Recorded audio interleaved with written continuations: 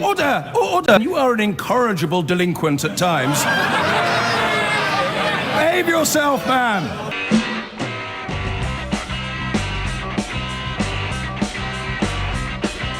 I've been going out with a girl, her name is Julie, but last night she said to me when we were watching telly. I should say. Still on the subject of Pope Francis and his views, he's a rather alarming step backwards and his views on being gay in the clergy, suggesting that he would like to discern gay people before they become clergy people or clergymen, so that he could, my phrase not his, weed them out. It's just incredibly shocking. Philip from Sandbach wants to speak to us. Tell us what you think, Philip. Oh, hello there. I happen to be a devout Roman Catholic, and I'm delighted by the Pope's recent pronouncement, because you must remember, homosexuality to the Catholic Church is a doctrinal issue. It's a red line in the sand, and it's completely non-negotiable. Now, by tradition, most of our Catholic priests spend a large part of their lives solely in male company. And from that perspective, it's pretty clear that having a priest who's a homosexual is completely unacceptable. Philip, why is it such a non-negotiable red line issue? Why? I mean, I understand doctrinally you're saying, is it a sin on par with murder? Doctrine is not based on human logic. Right, yeah, Doctrine is based on something abstract. It's based on... Can I ask you, is it, in your view, doctrinally, is it on the same level as the sin of murder? Oh, yes, indeed. Homosexuality, murder, divorce. These are red lines for the Catholic Church. Hold on, let me understand you. Let me understand you saying it's not subject to human reason. So let me try and understand God's reason that you would clearly worship and hold divine and, in your opinion, is infallible. How on earth is divorce the same as murder?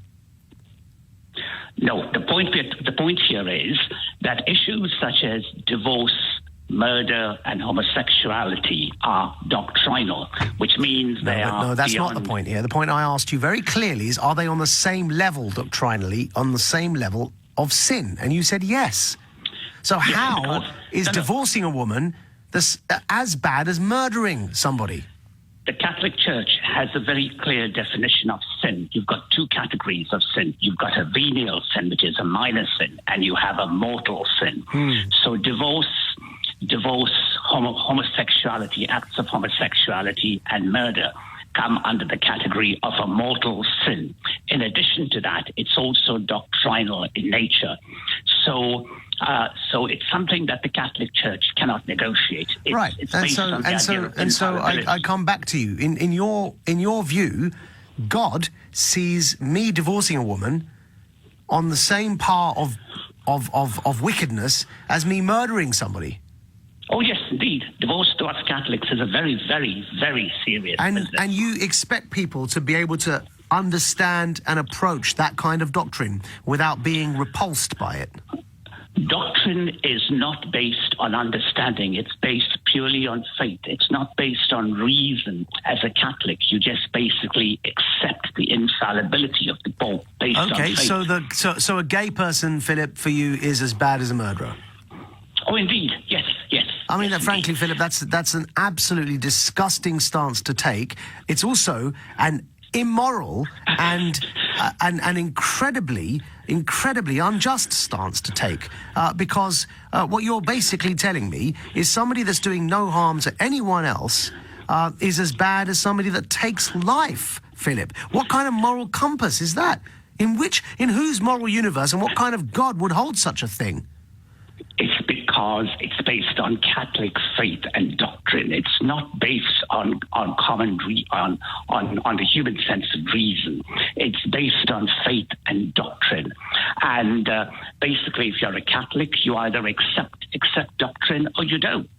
If somebody says they're a Catholic and they don't believe in this doctrine, then to me, they're not real, they're not genuine Catholics. But as a Catholic, you basically have to accept everything that's doctrinal. And issues like homosexuality, murder, and divorcing your wife are very, very serious things for a Catholic. I don't know what to say to you, Philip.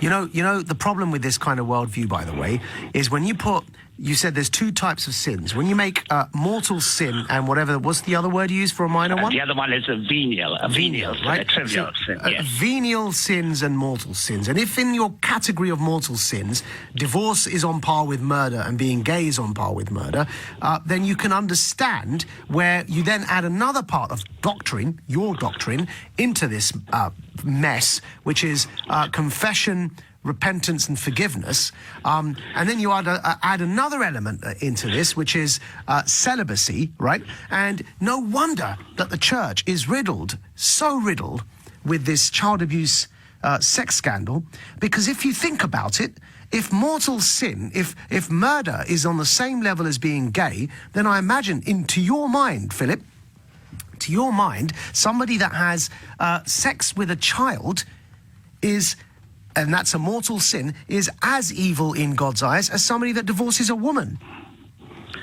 Yes, I mean, those are all very serious sins. Did you just say yes? Concerned. Yes. Yeah, well, Philip, that's... sorry, you said divorcing your wife... Divorcing your wife is a very serious issue to us Catholics. On par with child abuse? It's a mortal sin. It's on par with child abuse? Yes, indeed. You're a disgusting man. You have a disgusting moral compass, and there is absolutely nothing good in the opinion that you have just uttered on national radio. That is sick. It is disgusting, whether it's in the name of God or in the name of the devil. I have no truck for opinions that put divorce on the same par as child abuse. Frankly, Philip, you should go and see a counsellor. If you think for 1 second that in the name of God you can get away with saying things like that and think that's a healthy opinion to hold just because you speak in the name of religion. Religion, by the way, mind you, has been used to justify all sorts of evils, not just in the past, but in today as well. In particular, I'm conscious of the fact how the Muslim religion has been used to justify evil. But you're speaking of Catholicism, and what you've just justified, frankly, is disgusting, Philip. And I'm appalled that anyone could consider divorce on the same level of evil as child abuse. No wonder the Catholic Church is in a mess over this stuff, because that's what dogma does. That's what doctrine does. If you've got a major sin, if you've got like a mortal sin, as you call them, and they're all in one category called mortal sin, then of course you'll be morally relativistic about them, because in your dogma, they're all up there as the worst thing you could ever do. So what's the difference? Might as well be a murderer. If I'm going to divorce my wife, might as well just kill her. It's the same thing, isn't it? It's the same level of sin. Might as well just abuse the child if I'm gay, because it's the same level of sin. And that's the kind of mess you put yourself in, when in the end then, no wonder that the church is riddled with these sorts of scandals, when there's people like you out there justifying this kind of stuff. Unbelievable. Really, really disgusting. Kevin is in Oxford. Kevin, what would you like to say? Hello there. Yeah, first about parliamentary democracy. I sort of agree with you. I favour it over referendums. But the problem is David Cameron and Parliament as a whole said they were too thick to handle this question. They handed it over to the people. So the people have given the answer. I don't think it wasn't a question of thickness, or I can't criticise you for using the word. I shall be using it a lot today, I sense. But that's not historically accurate. I mean, Cameron did it, as we all know, because he thought it would somehow close down the problem for a generation, that there'd be a Remain vote, and then he'd be able to appeal to the Eurosceptics within his own party and say, well, I gave you a fair crack of the whip, and it didn't work. But nonetheless, once you've agreed to direct democracy more in line with the original Greek form, you can't then go back on it. Well, it depends, doesn't it? If you can demonstrate that everybody who voted to leave voted for broadly the same thing, then your point would stand, especially with reference to the original Greek form. But I think you'd struggle to do that. Okay, and just because the time's short and you've got lots of callers. You fill your boots, mate. On the Irish problem, I know you've gone to a fine university, and the thing about questions is it depends a lot on who's doing the marking. So if I can just use a little analogy... I don't know, should we need to? It's a fairly straightforward reading of the Good Friday Agreement and the Four Freedoms and the red lines at Mansion House. And once those 3 points of triangulation are picked, then progress is impossible. Yeah, but if we solve the Irish problem, the EU just keeps saying It's not an Irish problem, it's a British problem in Ireland. I'm just using that in shorthand. But well, let's not, because I think that colours the debate as well. Okay. It's a British-created problem on the island of Call it Ireland. the British problem, but if the EU, because even if we solve it perfectly, the EU has to agree that it's solved perfectly, and they could just keep saying it's not solved to their satisfaction. Well, why would they do that? Because They don't want any borders in Ireland. They'd love to see a solution. No, but they want to keep us trapped in Europe. No, oh mate.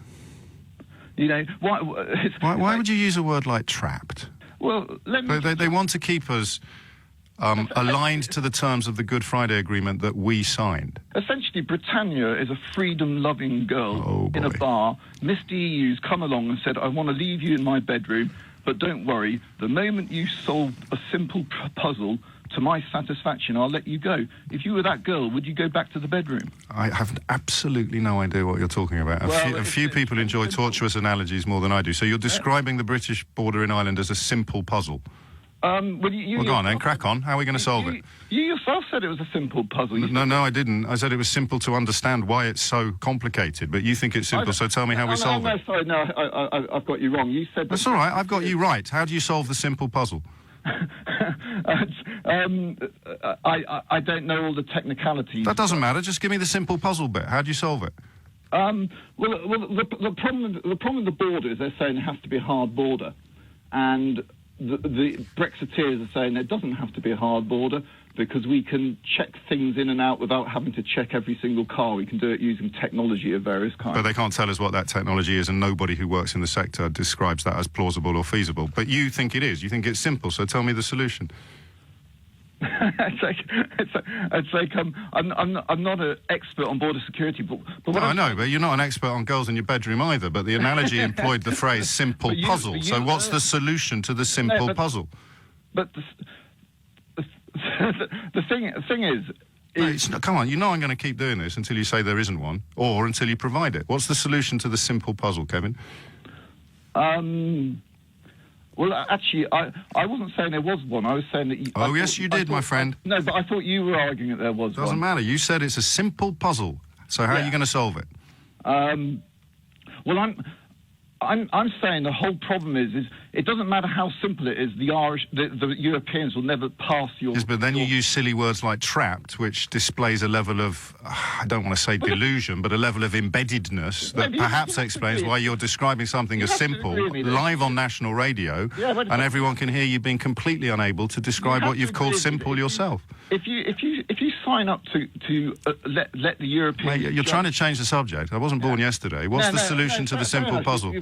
You've got me trapped. I'm on the radio and my mind's a little bit scrambled. Well, take your time. Shall we come back after the break? Okay, let's do it. It's a solution to the simple puzzle that is posed by the British border in Ireland. Kevin will solve it after this. Kevin in Oxford, what's the solution to the British border in Ireland problem? Hi there. And also, Kevin, before you continue, thank you for being such a good sport. That's very good of you. Well, I've had a mint tea, so my brain's now nice and calm and sharp. And one answer which is not so good is an appeal to authority. I remember seeing Rees-Mogg saying that there was on TV saying that there were technical solutions. Yeah. But the other one is a political one, which is the British are saying that we will not have a hard border. The Europeans are saying that we'll not have a hard border. The Good Friday Agreement says that we can't have a hard border. Yeah, so that's brilliant. So the reason we will never have a hard border is because no one's going to impose it. Which means the backstop stays indefinitely. Yeah, which is what they're all so cross and upset about. So essentially... The people that... So you've done the thing there. You've said Rees-Mogg says it's simple. Yeah. Then you've acknowledged that it almost certainly isn't. And if it isn't, then it can't be solved. So it's not a simple puzzle. So your solution to the simple puzzle is not to try to solve it at all. You know what that's called? What's that called? Remaining. Well, to be honest, I'd rather remain than being half in and half out of a club. So if it comes between May's deal and remaining, I'd be a Remainer. But you still think no deal would be something other than utterly unnecessary? I think no deal would be terrific. We'd once more be a free buccaneering country. Yeah. What would govern the civil aviation rules? All these are technicalities. No. You need to have a signed treaty in order to fly over any other country. So where does that fit in on no deal? Very quickly, such treaties would be drawn up and signed. Oh, okay. And medicines? again, I'm sure very quickly they'd be signed up and drawn. And what food standards regulations would we be following? Well, that'd be for the British people's elected representatives in Parliament to decide. Well, it wouldn't, though, would it? Why not? It would be for the people that we were trading with to decide in conjunction with us, which you can't do if you're a buccaneering independent state. You can only do if you're a co-signatory to international treaties. If your sort of grim conclusions are true... It's not a grim conclusion, my friend. You're sitting here saying it will be really... You've just said it will be really easy to solve the Irish border problem, and now you're saying it will be really easy to solve all the other treaties. There are lots of countries in the world that are not tied to Europe. Yes, but there aren't any countries in the world that don't have any trade agreements in place. Except what we become on April of next year. But, you know, rule Britannia in the bath, buccaneering spirit. Why can't we be as loosely tied to Europe as, say, Canada is? Because we're in Europe and Canada isn't. And also the trade agreement they have doesn't govern services, and approximately 10+% of our economy depends on trading services with European Union member states under the freedom of movement of services requirements. But you know all this, mate. So, come on. I mean, I can't provide therapy. I've got Theo Usherwood here. You've already denied him a scoop. He thought he was going to be making the front pages tomorrow with a solution to the British border in Ireland problem. I'm very apologetic That's for not all giving him a scoop. Enjoy your mint tea. I'm actually currently supping a similar beverage. If Britain wants to press pause on the Article 50 process, and we're near the end of it, aren't we, really? A few months left. According to the Advocate General of the European Court of Justice, a gentleman called Manuel Campos Sanchez Bordona, we can do it all on our own. We can do it without recourse to the EU 27. What would be, in your view, a legitimate reason for doing so, the legitimate point at which we could press pause and reconsider, not necessarily reconsider whether we leave, but reconsider where we are at, what we can do if Theresa May loses that vote next Tuesday in the House of Commons, the vote as a result of the debate that she's about to kick off this afternoon. 0345 6060 973 is the number to call. You can text 84850 or tweet at LBC. And I think one or two of you have misunderstood what I meant when I said you wanted sovereignty. I'll give you sovereignty. There's nothing wrong with wanting sovereignty. Sovereignty is a good thing. I'm just saying that if you watch, and if typically you don't watch or listen to Parliament and parliamentary matters, I would suggest that you very much do over the next 10 days, because you will really see, I really believe this, you will really see what sovereignty can look like. And even if sovereignty goes against the direction of travel that you want the country to go in, you still have sovereignty, if you see what I mean. So we're going to keep tabs on it for you. You keep tabs on it with us, and we'll keep talking about this Brexit process, because this is where it gets really, really interesting. Mark has called from Sheffield. Hello. Hi, Sheila. Can you hear me okay? I can indeed, yeah. Perfect. So I'd just like to discuss, well, for 2 years I feel that we've been... I voted leave first and foremost. Yeah. And at the time of voting to leave, no one who voted leave knew what the deal was going to look like at the end. But knowing that no one knew for certain what it was going to look like, we still voted to leave. Now, 2 years down the line, after, analysing what's Brexit going to look like, we now know a little bit more about what it's going to look like. But for 2 years, we haven't been saying what would Remain look like at all. In fact, over the 2 years, significant things have happened to the EU. Such as, Nick Clegg saying there wouldn't be an EU army. Actually, it turns out there's going to be. We haven't really covered that in any great detail, have we? Do we really want to be a part of that? Well, I covered it just 2 or 3 weeks ago, and was given the strong impression, and I don't know whether I'm right on this or not, because I don't know well enough, and we'll make sure that I do. The level of cooperation that already exists across NATO is very, very deep, that any deepening of it in the European Union would not mean some kind of enforced reduction of our military sort of sector. The government is merrily reducing that all on its own. That's... We don't know what it's going to look like in 5 years' time, this EU army. We was told a few years ago there wouldn't be any at all. We already know that's not true. So what is the actual plan? We don't know. And there hasn't been that level of analysing of what would happen if we stayed to what would happen if we leave. But in a way, that I think that's slightly disingenuous of you. You don't mean to be, but I think it's slightly off kilter, I think, that, Mark, because we could say that about literally anything. We could say that before we walk out of the door in the morning. We don't know, do we? But we make provisions in our life to secure ourselves. And for many people who wish to remain, the economic structures of the European Union, the certainties within that market are those provisions. Is that strength? Is that protection? And just onto the sovereignty question as well, which I think I do need to pull you up on, is that you said people voted sovereignty was one of the biggest reasons, and you said rightly or wrongly, but what about the Italians who've just had their own internal budget blocks by the EU? Would you say that the Italians feel sovereign right now? They've had what, sorry? I would say the Italians who've just had their budget blocked by the EU, had it prevented being pushed through, because the EU said, no, you need to go back to the drawing board and look at your budget again. Like, do you think the Italians feel sovereign right now? I don't think they do. So I would say that sovereignty is definitely an issue. I believe it's an issue too. It's an issue. It's an issue for me. Of course, sovereignty is an issue. I think it's 100% factual that it is an issue. Oh, so did I. I didn't say so. To want sovereignty, I think you'll find I said to want sovereignty is absolutely the right thing. Our sovereignty is, of course, a good thing. But the former Attorney General, Dominic Grieve, was making the point when I interviewed him yesterday, when he said the point of supranational, so multinational and above your own nation's interests, the result of supranational organisations like the European Union is that we necessarily have to enter a set of rules, and that inevitably means a loss of absolute autonomy. That's an inevitable part of joining any group, isn't it? Including a family.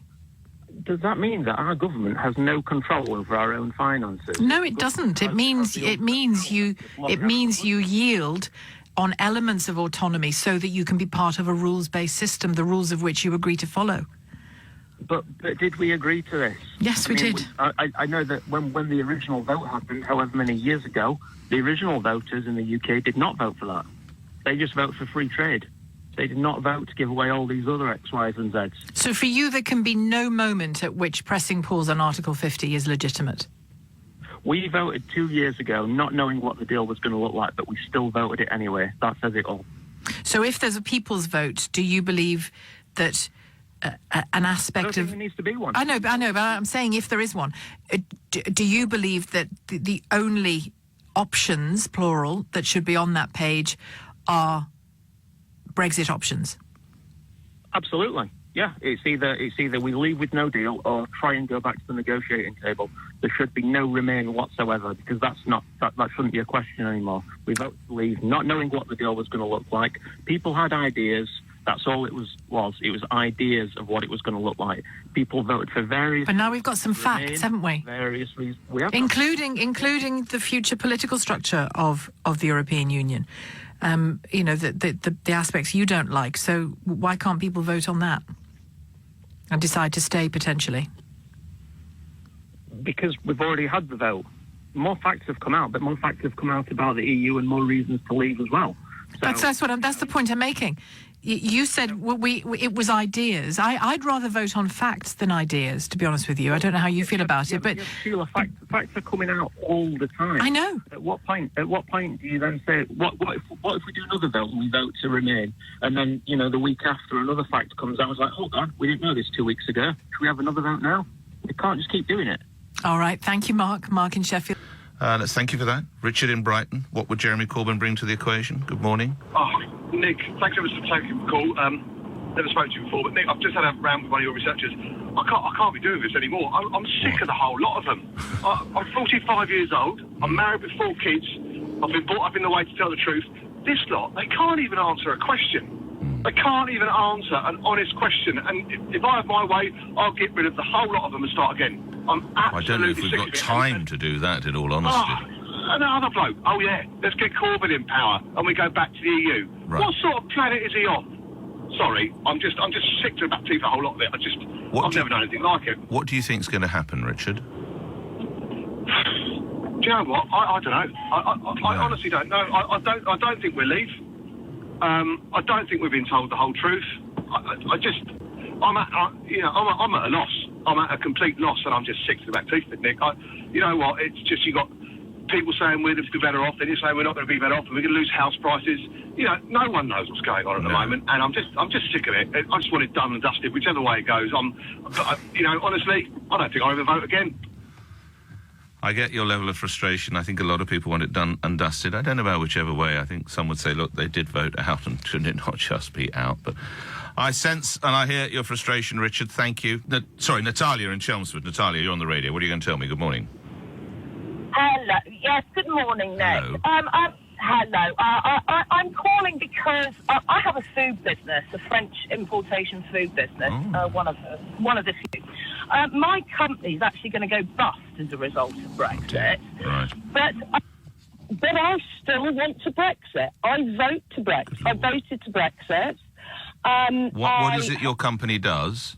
Right, well, we import French food, foie gras, unfortunately, French poultry, delicatessen stores, things like that. Why do you go bust as a result?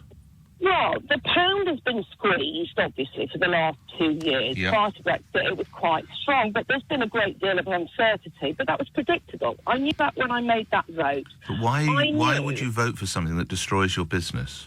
Because I'm thinking long term for my children, my grandchildren, everybody ahead of that. Yeah. I'm going to hurt in the short term, and yes, that company's going to go bust. But I'm acting in the national interest when I vote. Right. I think the country is better off out of Europe. Right. And I wish that the MPs that vote next week, and if any of you are listening, please think about this. I wish the MPs would think about what we voted for. The majority voted out. This isn't an opportunity for them to further their career and get their party in or fight party politics. This is a point where all MPs should be acting in the interest of the country. All right. Natalia, good luck. I do hope the business can be saved. I've never heard someone say I voted Brexit even though it will destroy my business, so you must feel it very passionately. I hope there's a reversal in your fortunes. Natalia, please excuse me moving on. I'll have more in a moment. Helen has called from Notting Hill on this. Hi, Helen. Hi. I think it's just outrageous what Margaret Beckett has just said, and I think it's outrageous what so many MPs have said. No one is standing up and saying, this woman, Theresa May, who's got really bad diabetes, she has been busting a gut for the last 2 years to try and work with 27 countries in the European Union to try, and she was a Remainer, she is a Remainer, but she took on the mantle of the Prime Minister, and she has heeded the majority vote which said we want to leave, and she has tried literally, I don't know how many hours a day, I should think 20 hours a day. This woman has been working for the last 2 years to try and negotiate a deal, and all she's getting from everyone in the country virtually is flack and hell from her own side, from the Labour Party, from the Scottish, the DUP, like everyone. No one is saying, look at what this woman is trying to do. She is trying to negotiate her way through something which is a nightmare. All right, but hang on, Helen. Travelling around the country. I know, and the world. Been to Argentina. Yeah. I mean, she's incredible. I think her stamina is extraordinary. Yeah. She went to Argentina, came back, turned on the Christmas lights somewhere, rocked up somewhere else the next day. I agree with you. I mean, and no one's giving her credit. They're just pulling her apart. I think people are giving her credit for that. To say she's a dictator is outrageous. She was talking specifically about Theresa May wanting to elbow Parliament out of this process. I think she's just trying. She knows, none of these other people have dealt with 27 different countries. How easy has it been for her? It's been a nightmare. And she's trying to do the best. But listen, Helen, whatever you say about people not showing her enough respect or admiration for the effort that she's put in, they are, by and large, not attacking the woman. They're attacking the deal she's come back with. Yes, but she's got her hands tied behind her back. She's got 27 countries she's had to negotiate with. 27 European countries who don't want us to leave. I believe, I voted to leave, but I have full respect for this woman, and I wish a few more people Well, did, and I wish a few more people stood up for her. Well, where is Theresa May's Thatcher-esque no on all of this? The only red line that she set out that she still has in her hand in this deal is freedom of movement. All the others gone. Well, if she goes back, I actually think Europe's laughing at the British politicians right now, because there's no one. I don't think there's hardly any. There's very few politicians who are working for the country, with the country in mind. They're all working for their own gain. I think it's disgusting. And I think the way they're treating her is disgusting. Helen, thank you very much for your call. Helen, huge support. Last two callers, actually, Helen, and my first caller as well, huge support. Well, actually, no, just Helen, huge support for Theresa May. Gordon in Guildford, hello. Yes, hello, Sheila. I'm a first-time caller. Well, you're very welcome, Gordon. What I'd like to say is that my biggest fear of all of this, and I have been watching every second of yesterday and every word that's been said in the last 2 years, my biggest fear is that I feel as if I'm about to be disenfranchised completely as a Leave voter. So when I voted Leave, I think like most Leave voters, I was very clear that it meant leaving the European Union, all the institutions, the Court of Justice, etc., etc. What I suspect now will happen is that next week Theresa May's deal will be voted down. Mm-hmm. The Article 50 will be extended to allow more time for a second referendum. And if that happens, then fine, but I'm going to not be given a question in that second referendum, which gives me the option for no deal, leaving with no deal. We will be asked to vote for Theresa May's deal or to stay in. So what I voted for 2 years ago will not even be on the table. At that point, I will conclude at 61 years old and 40-odd years of voting in all elections, by-elections and general elections, that I have been disenfranchised and I will never vote again. So you wouldn't vote in the people's vote? If I'm not asked a question that makes sense, that allows me to say as a leader that I want to leave with a no deal, then no, I will not vote. If they ask three questions, Theresa May's deal, remain or leave with no deal, then of course I would vote. But I do not believe I'm going to be asked a question that I am prepared to answer, because it's not a choice anymore. I voted 2 years ago to leave. And Theresa May's deal is not leave. OK, thank you very much, Gordon. Gordon isn't on his own thinking that on the ballot paper, if there is a second vote, there must be more than May's deal. Charles has called from Heathrow and David in Romford. Charles, hello. Good afternoon, Sheila. How are you today? I'm OK, thank you. What are you making of your MPs at the moment, our MPs at the moment? Well, I had two comments that I wish to make. The first one was with regard to a gentleman from Chichester, who, bless him, is either very naive or very delusional, in that he says if Theresa May calls an election, the government parties will have to nail their colours to the mast.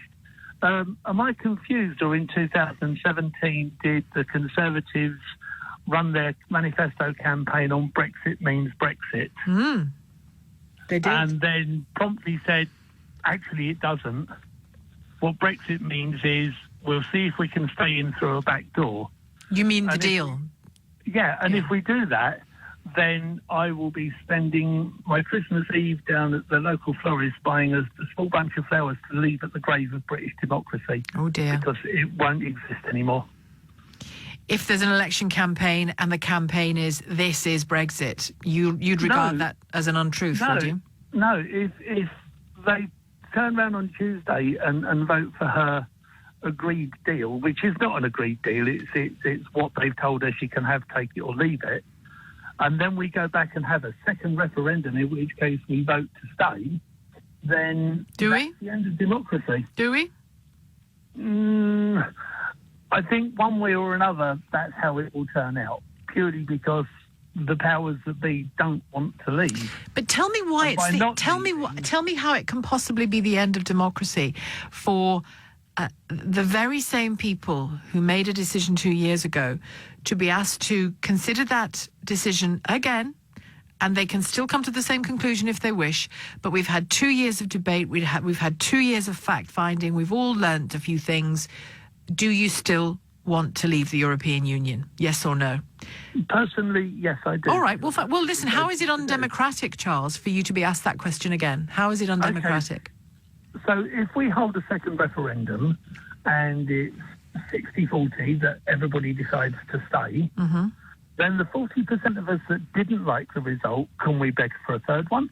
On what basis? Will we be entitled to it? Well, because we don't like the result. And 2 years down the line, when we're potentially members of a single currency because the rules have changed, and a European army because that's the rules, and if we go back in with our tails between our legs, the chances are our veto will be a lot weaker than it was when we said, stuff this, we're leaving. Will we be allowed to change our mind? No, because we're back in. And if we go to the backstop, we're in the backstop until the likes of Merkel and Macron or whoever are running their countries at the time, along with the other 25 members, say, of course you can go now. But if it goes back to Spain, the French get to fish all our national waters, and now you can leave because you haven't really got anything worth having. Oh dear, you've got a very bleak outlook, Charles. But can I ask you how you would characterise Theresa May's Brexit deal, in a word? It isn't. It's not a deal. It's a rollover. It's my dog on its back with 4 legs in the air. Okay. Saying, rub my belly. Right. So you don't want May's deal. You don't think the people's vote is democratic. So presumably you just want a no deal.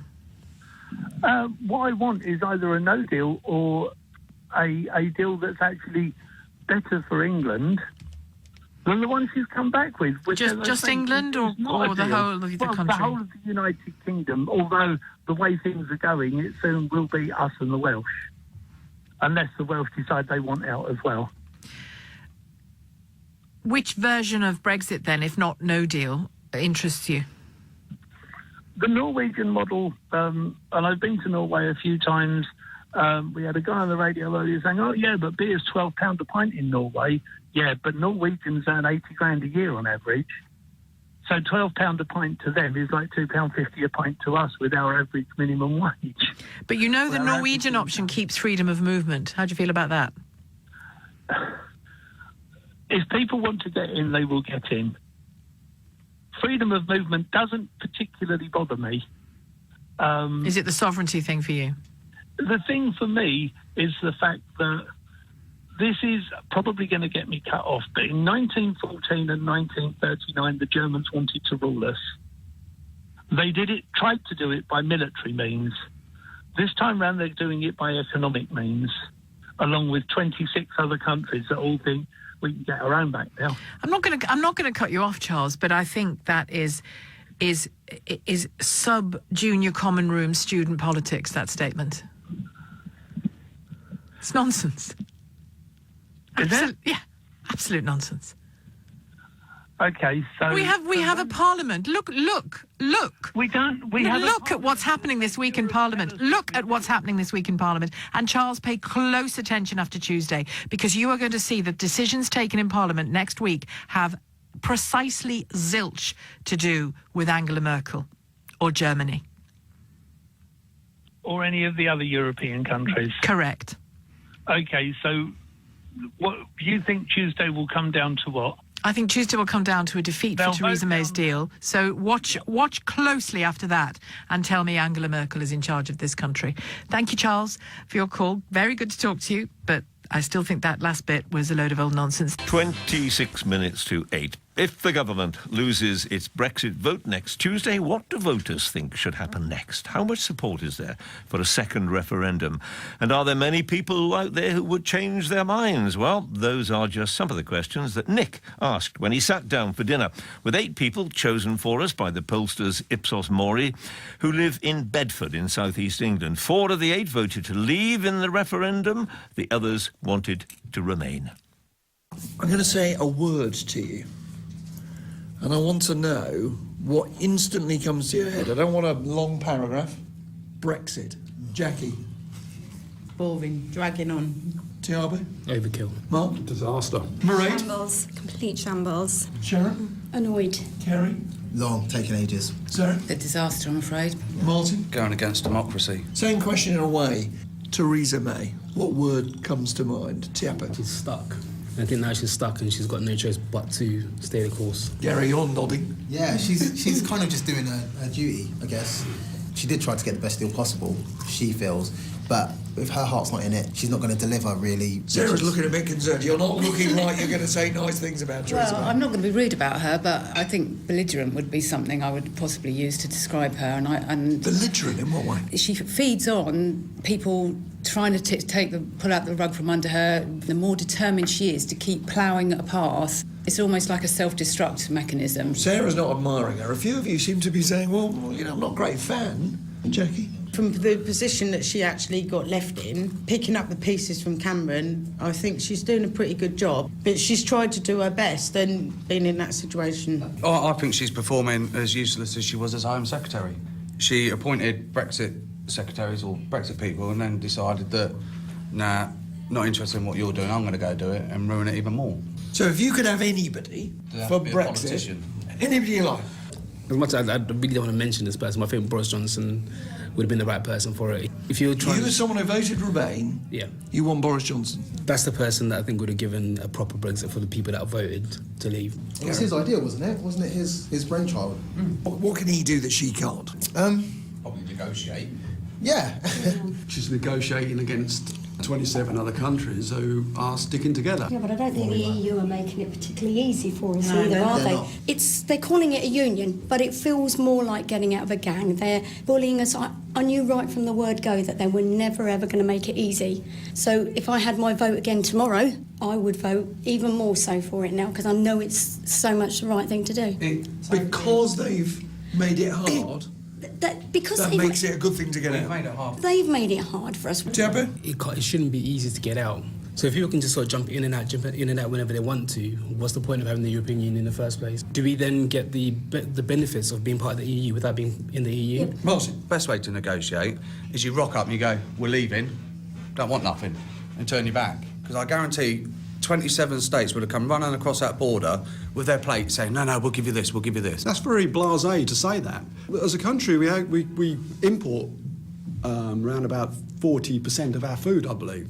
And a good bit of that comes from the European Union. Which can be grown elsewhere in the world. Sorry, go on. Yeah, but we can't change. If we have a no deal, none of this is going to happen overnight. So when will it be no deal? Is it like no deal now? Is it in March? Is it what is no deal? I'm not sure in that sense. I'm not quite sure what the logistics are. Jackie? I'm not really sure, to be honest. Mark? My understanding is if there's nothing agreed by the 20th of March, then that's it. Everything goes to no deal. You hear that phrase, no deal? Who here feels nervous?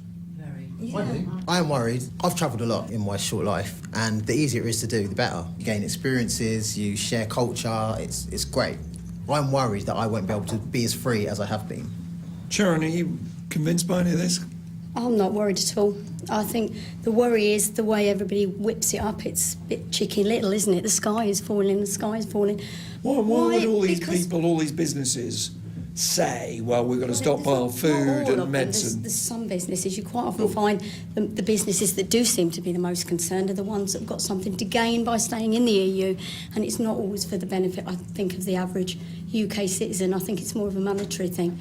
We've got a soggy rich tea trying to battle against a solid, like, hobnob. You know, the hobnob's the tough one of biscuits, right?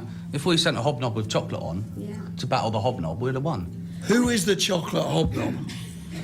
There's plenty of people that can do it. I think a business person should have been allocated to go and negotiate. Imagine you could take anybody. Anybody you can think Alan of. Sugar.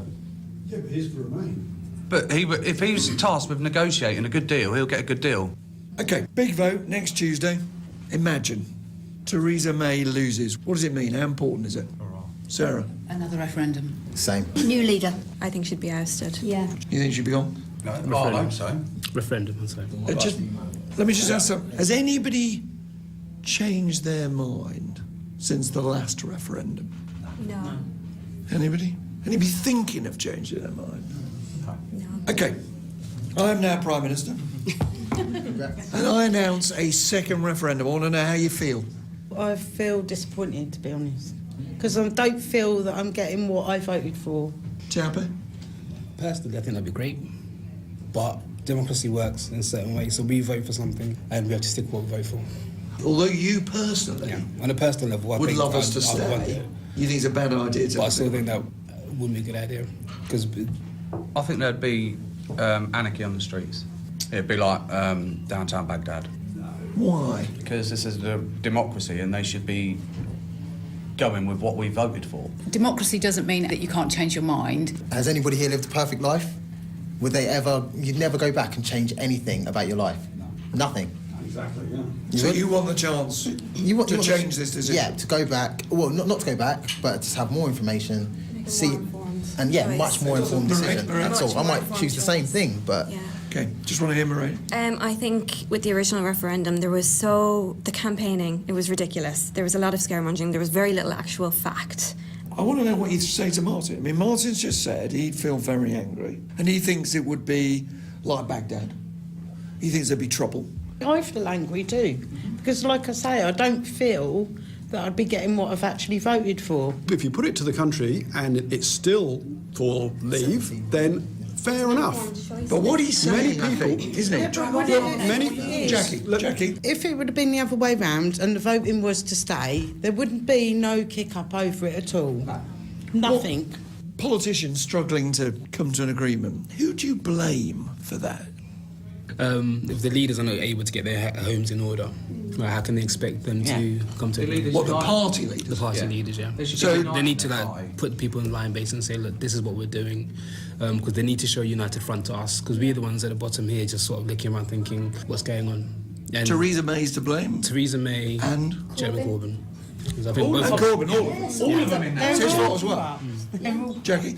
All of them. They messed it up. Yeah. The Conservative Party are very much to blame for this, but so are the other parties, the Labour Party previously, because they've completely ignored the mood of the country and they are so out of touch with ordinary people's lives, where they've underinvested with schools and doctors and education and things, and that's and the austerity, and this is what builds the resentment against the EU. At the end of the day, leave us Remainers. We just want the best thing for the country, and even if we don't get everything of what we want, it's important now that the politicians really pull their act together. A group of voters in Bedford speaking to Nick. Steve's in Boston. Steve, what would you like to say? I'd just like to say, why can't we just trade evenly around the world and with the EU? You know, just get on with it.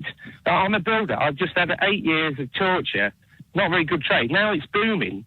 My wife's job, she works for a flexographics company. She trades mostly with non-EU countries, just on the edge of the EU, because the EU... While we're in... They're not competitive. So we're in the EU and she's trading happily with non-EU countries? Yes, because the EU why are we not leaving? Competitive. Why are we leaving then?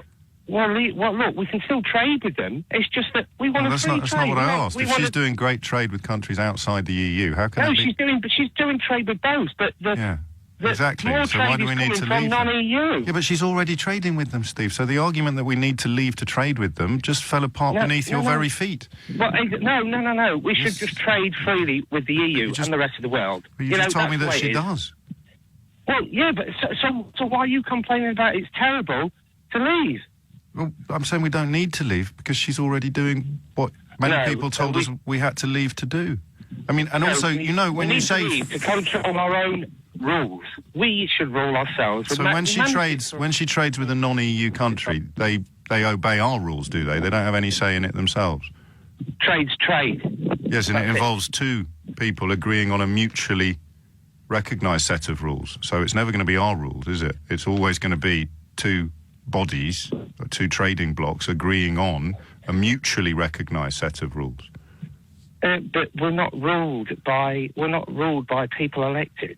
It's becoming a dictator. The EU is a dictatorship. No, but you know it isn't, Steve. I appreciate you've this word pops up a lot and things like that, but it isn't a dictatorship because it is, I mean, absolutely a democratically elected institution. Otherwise, you can't have a one-size-fits-all. We had elections. No, but again, one-size-fits-all means nothing, Steve. So let's go back. Let's go back to the original question.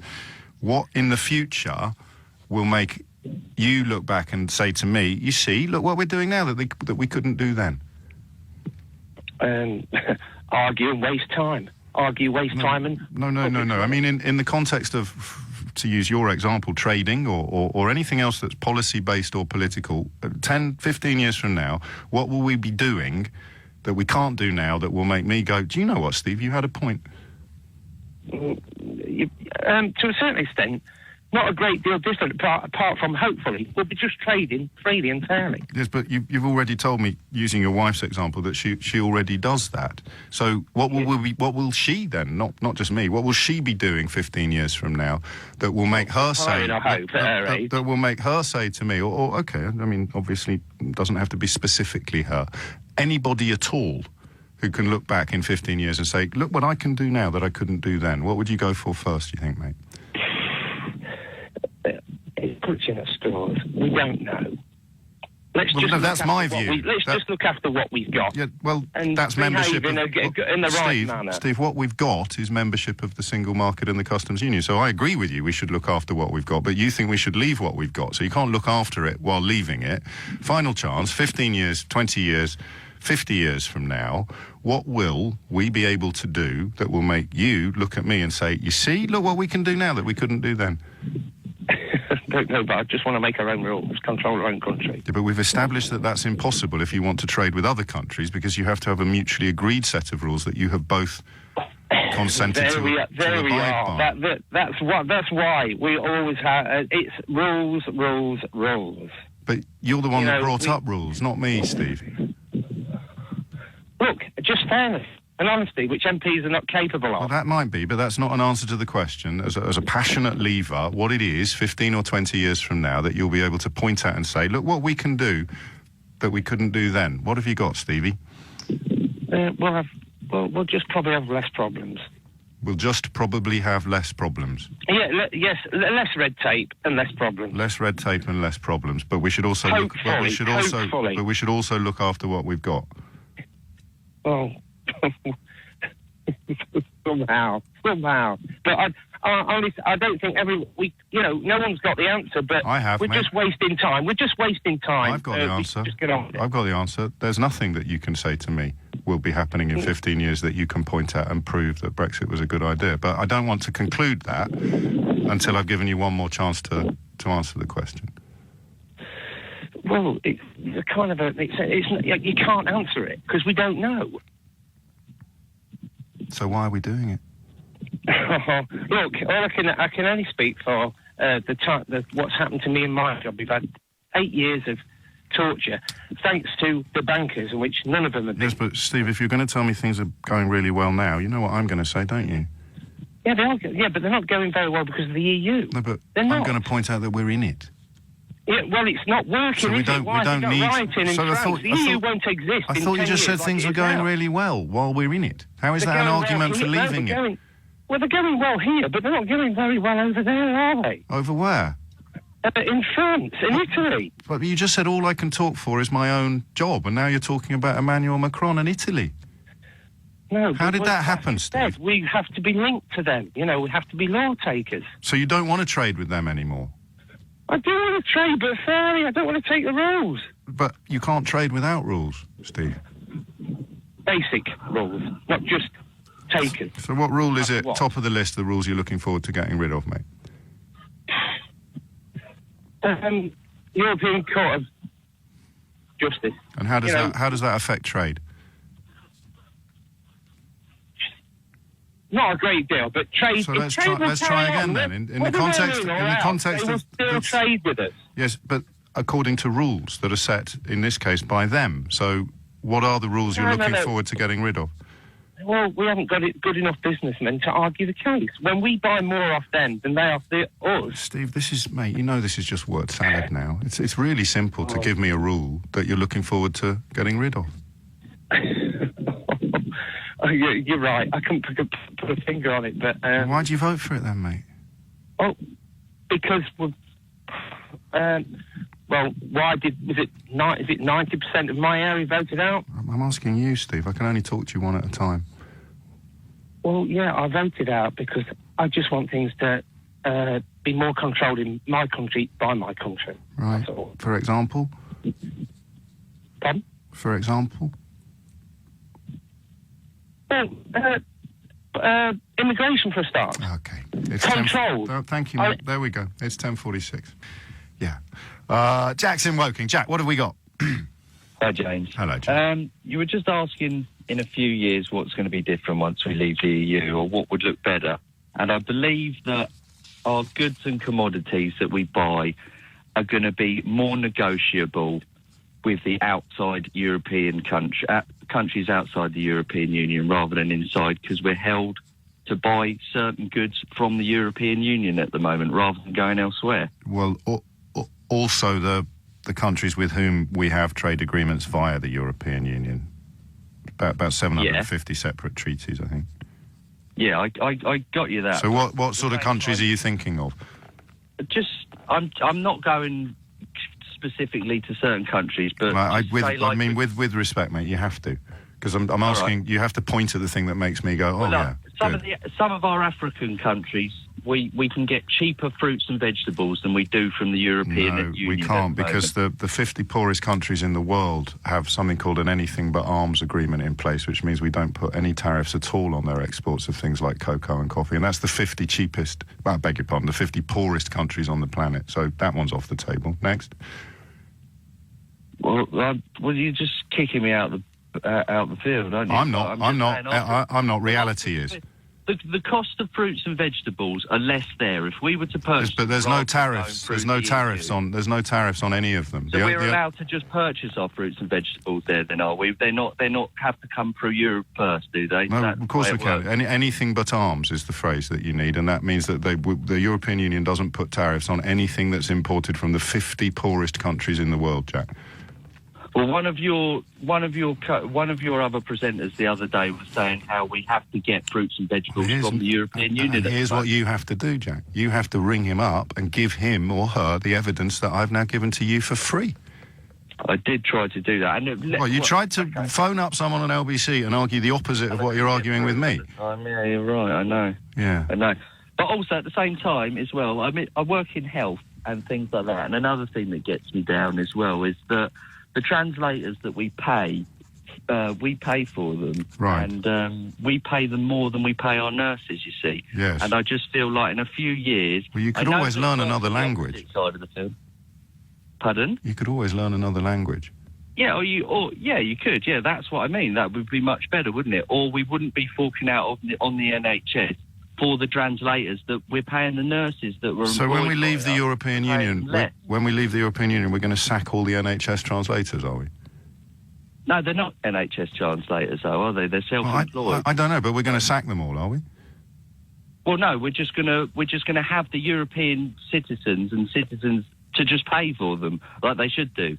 Right. That's it. Okay. I don't really get it. Well, why do we have to pay for them if they can't talk our language and can't get through it? So we're talking about French people, are we, and Spanish people and Romanians? Because what about all the non-EU countries that will just carry on paying for those translators? Will they have to pay a bill, or right. they have health insurance? No, that's not if they're living and working here.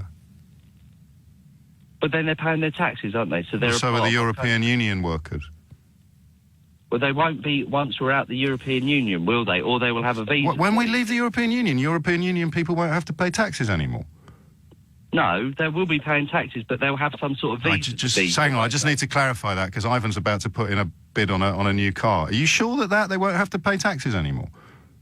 No, they will have to pay taxes. But you just said they wouldn't. Some right on the NHS, won't they? But they pay taxes now. When people aren't. But they pay taxes now, Jack, and they have the same rights within the NHS that you're saying they're going to have after we leave. But Well, we're just paying for all the all I'm saying is we're paying for European Union people. But they pay tax as well. That we pay get more money. They pay taxes. They pay tax as well, and the massive majority of European Union citizens working in this country won't need a translator, Jack, will they? No, but then we won't be paying for that. That's exactly what we're saying. Like you just came back to a minute ago saying... Well, so they don't really need translators, but leaving the European Union is a good idea because we won't have to pay the translators we don't need anymore. If you're working over here and paying taxes, surely you've got some sort of grasp on the language, haven't you? Well, that's my point, Jack. Well, exactly. So why have we got to get translators in all the time then to sit next to our nurses? I'm not aware of that many European language translators working within the health service, but of course, I'm sure there are a few. But should we put, given that this is your main reason for wanting to leave the European Union, you'll understand why. No, I know, which is why and it's not a field of expertise for me. So you need to tell me how many there are now.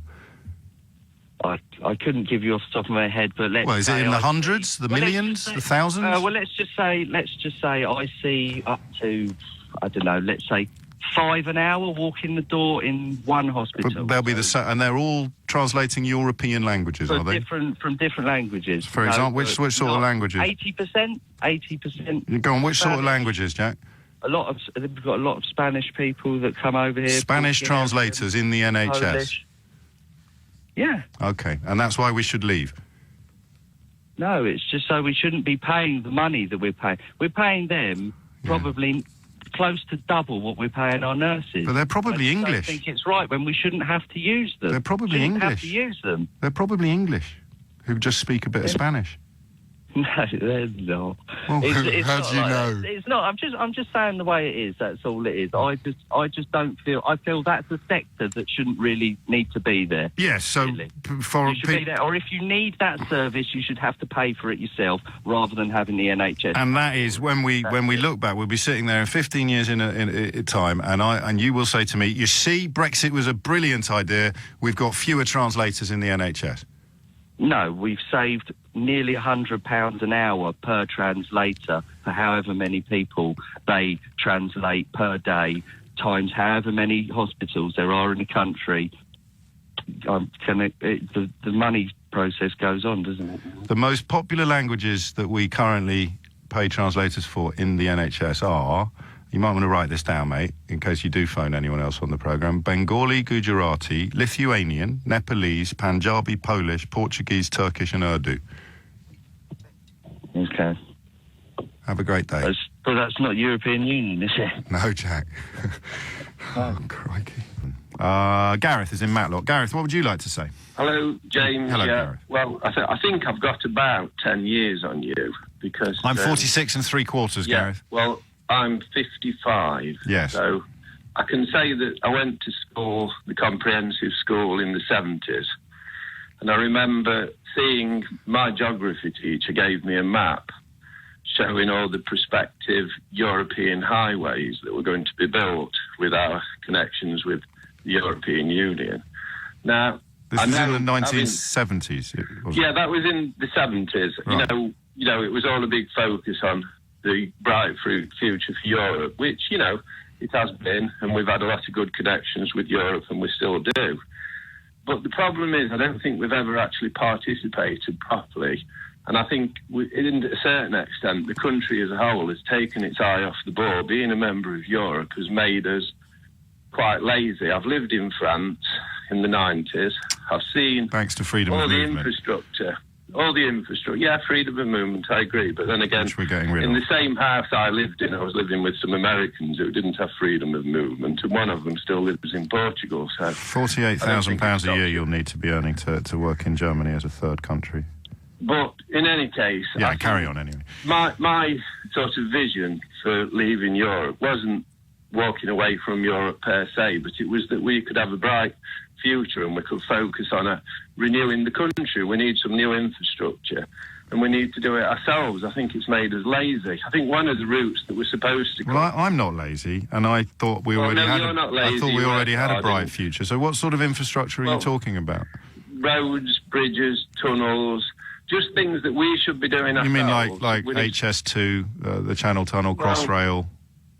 Well, maybe as Boris says, we could build a bridge to Northern Ireland from Scotland. Yes. But the thing is, what I'm trying to say I'm not going to let that pass. I apologise if it feels as if you're being hectored, but Boris Johnson's suggestion to build a bridge to Northern Ireland is that, even by his standards, it's absolutely insane. So I'd ask you, in addition to HS2, Crossrail, the Channel Tunnel, I'm sure there's a few others, but they currently elude me. What would you like to be building? I'm talking to you from Derbyshire. Yes. I'm a councillor in Amber Valley. Yes. And the last big project we had was when they put the A38 from Derby towards Mansfield across our Amber Valley Borough Council area. Yes. And in the early 80s, there was supposed to be a road that went from the M1 to the A38. Yes. Part of that road was never finished. And that's because we were in the EU. Well, no, it's just that we need to... So when we leave the EU, will they finish it?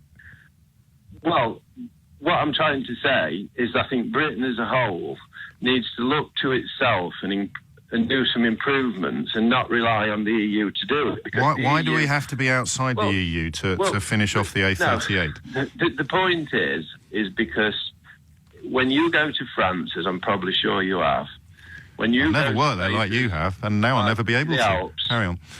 I've seen motorways, bridges, tunnels under... But they're all in the EU. You can't imagine. Yeah, they're in the EU, but these... So they haven't been prevented from building infrastructure by membership of the EU. You can't really say to me, we need to leave the EU to build infrastructure. Look how much infrastructure there is in France and Italy. That doesn't work at all, does it, Gareth? The focus of EU development and its aspiration has been to put money in projects in other places and not the United Kingdom. You've seen in places like Ireland where they've had roads that go to nowhere. No, we as a country need to have... Can you name that road? Well, I don't know. I've been told. Yeah, but can I ask who told you? Well, there are roads in Ireland. There are roads in Ireland, but can I ask you who told you about the ones that don't lead anywhere? Listen, I've got no problem. I am listening. That's your problem. But no, well, you listen to me for a little bit. I have, and you said there are roads in Ireland that don't go anywhere. I'm asking you to tell me about them. The United Kingdom can do better in the next decade. You're telling me the United Kingdom can do as well as France when it comes to building infrastructure? We can have a better relationship with Europe as a third country. Right. We can still travel to Europe, and we will have a much better relationship with them. But we haven't agreed that. It's about time we made a better country for our children and our grandchildren. Leaving the European Union isn't going to achieve any of that, is it, Gareth, as you've just proved? It will be something. It will be an astonishing advantage. It will be an astonishing advantage. Details, Gareth? Details? The details are in 10 years' time. Yeah. We will be a better outward-looking country. That's not a detail, mate. We've never participated with the European project properly. But you lived in France. We didn't go into the Euro. You lived in France. Yeah. How can you say that we didn't participate with the European project properly? I'm inclined to agree with you, but you're not a very good example. You worked in France. Wait a minute. I am. You don't have to be a member of a union of countries to go and live in another country and work. No, but you have to have an agreement with them. You just have a visa. You have to have an agreement with them. And having a visa... Yes, but Gareth, here's the thing. Gareth, come here a minute. Here's the thing that you're now doing, and you probably don't realise it. I'm going to let you off the roads in Ireland that don't lead anywhere, all right? Because it's nearly Christmas, and most of us are thinking about the other Chris Rea song, all right? We're not thinking about the road to nowhere. We're thinking about driving home for Christmas. So we'll let that pass. I may resurrect it in January. What you're doing now is telling me that it will be better 10 years from now because what you can currently do without a visa, you'll be able to do with a visa. How do you think you've ended up doing this on national radio? We will focus. Instead of... Listen, we've become lazy. Our civil servants... You've said that 7 times now. So here's the question. How is visa-free travel somehow inferior to visa-necessary travel, Councillor? Make any difference because if I want to go to this summer I went to America and I had to get on holiday. an ESTA. Yes. I had an ESTA and I went to America. And if you'd gone to France you wouldn't have had to jump through that hoop. So you're arguing now that hoops are better than no hoops. So according to our withdrawal agreement, yes, we're going to be able to travel to France in the same way that we always have. Only during the transition period. Well, Well, we'll see what. But you knew that. You're an elected politician. Can I ask what party you represent in Matlock? I'm Conservative. Oh, gosh. It's 11:17. Steve is in Sandbach in Cheshire. Steve, what can you tell us? Well, I've got a small company and I make car components, and I supply them to the EU, different ones. Yes. I do get inquiries quite often from America, but I can't make components for them because they want their components to be cadmium plated. Right. And that is illegal in the EU. Is it? Why is it illegal? Do we know? Because they consider cadmium to be dangerous. Well, yes, they say cadmium can be very dangerous and it's carcinogenic. When you say they, do you mean manufacturers say that or doctors say that? The EU. Yeah, but who? Where do they get their advice from? Well, this is scientists. Yes, this is one. Well, not really. Who then? Another substance I use is a polysulfonate. Yes. And about 4 years ago, they said they were going to totally ban it in the EU, which is fine, you know. But then Aerospace says, hang on a second. This was Airbus in France. Said, yes. Hang on a second. We use this in one of our processes that takes a process that is very, very dangerous and makes it totally safe. Yes. It really is absolutely brilliant for health and safety.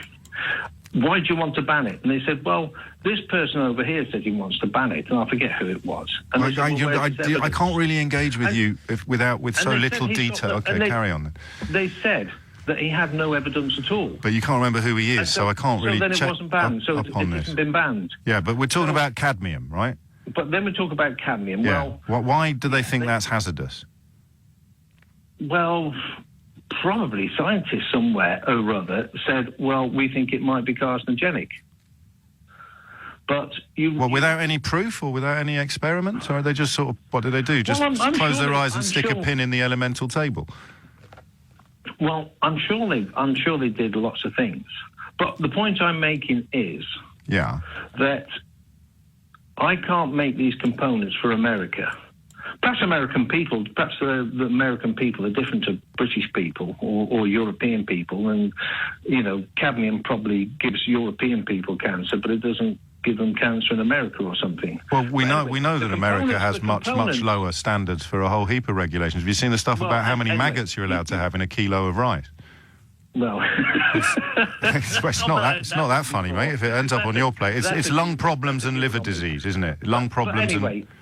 Anyway, there are certain regulations that really do tie us down, that do we need to be clear about this, Steve. Cadmium was banned by the European Union. I'm going to have a little speak. I'm going to have to speak for a little bit at this point, because you've brought us a lot of stuff. I can't really talk about the bloke. I can't. Hang on, mate. Hang on, because I do a little bit of swatting up sometimes when I'm talking to people. Obviously, I can't talk about the bloke who can't remember who said that thing about the other stuff. But cadmium was banned by the European Union because it causes lung problems and liver disease. We know that in America, business gets to write its own rules, which is why they're allowed much higher standards, much higher levels of maggots in food, or worms or various other bacteria. It's why they are allowed to sell chlorinated chicken and beef that's been ramped up to the eyeballs with hormones. And I appreciate it's annoying for you not to be able to make stuff that is more dangerous than the stuff that you make for the European Union, but it's not going to improve my life, is it? I don't know about that, because... Well, the scientists do. Do you fly on aeroplanes? Never. No, Steve, never. You don't? No, never. I go everywhere by pogo stick. You see, because if you go on an aeroplane... Because I recognise these things when I see them. Yes. And you go on an airplane, and I see I got the window seat, and I see them lift up the flaps. Yeah. And you can see the workings inside. They're all cadmium plated. Yes. But they're not in my car, are they? Do you drive a Volvo? I do, actually, yes. Oh, right, yeah. I think you might find some of your brake components are cadmium plated. Well, they're made in the European Union, though, which has banned it. Well, I don't know how they get away with that. Well, you should probably look into it before you reach these conclusions. Well, I'm just Because you told me you're not allowed to make stuff with cadmium in the European Union, but Volvo are allowed to make stuff with cadmium in the European Union. You must see, Steve, a slight problem in those twin statements. Yes, I do. I just looked under the bonnet of one recently when I wanted to buy a new car, and I thought, that looks like cadmium. But anyway, that's it, is it? That's the extent of your research into this? Well, yes, that's the extent. Looking out of plane windows and looking under the bonnet of a Volvo. So, all right, let's pretend you're 100% right about everything, and Volvo is secretly inserting illegal goods under the bonnet of their cars. How does this improve my life? Well, I don't know if it does, but you just said. All right, Britain then. How does it improve Britain? And I could do trade with a lot more people around the world if I wasn't tied down with so many regulations. If you were allowed to use materials that are proven to be carcinogenic, you could sell more stuff. That's great. I get that, but I don't want to get cancer, so I'm quite happy that you're not allowed to. I don't want you to get cancer either, Steve, actually, because I'm a liberal. Everything I'm saying now is a double entendre. Okay, I'm just going to squeeze out one more caller. John's in Epsom. John, what would you like to say? Which John's this? Well, it's obviously you. Oh, no, I didn't realise there's so many Johns in a row. Oh, you're the third John in a row, and we're talking about Johns. I don't believe it. Well played, Sam. Good work. Was that deliberate? Look at that. You're actually doing nominative determinism during each topic. Set the bar high now. This one's in Epsom. What do you want to say? My reason for Brexit, one of those reasons was actually down to the loss of toilets or lack of toilets. Because I was under the impression that the European Union gave councils or countries a certain time to make all toilets disabled accessible. Right. But obviously councils couldn't all afford to turn all their toilets into disabled access if they're underground or restricted access. So the reasoning behind a lot of the toilets closing was down to that. Right, and you've checked that out, have you? I've been also... So rather than making it accessible to disabled people, they closed it down? Yeah, councils blame it on lack of money. I've actually had a problem with the police. So a friend of my parents was done for indecent exposure, urinating against his front tyre of a lorry. He was a lorry driver. Yes. I myself have had to stop behind my car late at night in a remote car park. I just finished having a number one. The police have pulled in, and I'm told off, and I'm told I should go find a toilet. What do you do for a living? I deal in high-end luxuries. Okay. So I have to deliver certain things to distant clients that would call me up at 11 o'clock at night, or you could be caught. You could be caught short at any moment. I have to say, of all the reasons I've heard to vote to leave the European Union, that is among the oddest. But I need to do a little bit more homework. We'll come back to you in a sec. If we have time, I certainly will. Because Lee, you disagree. You think he's just saying it as it is. Lee and Brentford. Oh, absolutely. I couldn't agree more. Ultimately, everyone's mentioned, 3 or 4 people have mentioned the French situation today. Now, we all agree that that's regrettable and should be avoidable. However, they were rioting over a particular issue, and guess what? The French government have conceded, and they've rolled it back. So there are occasions and guess what? when it is And guess what? And guess what?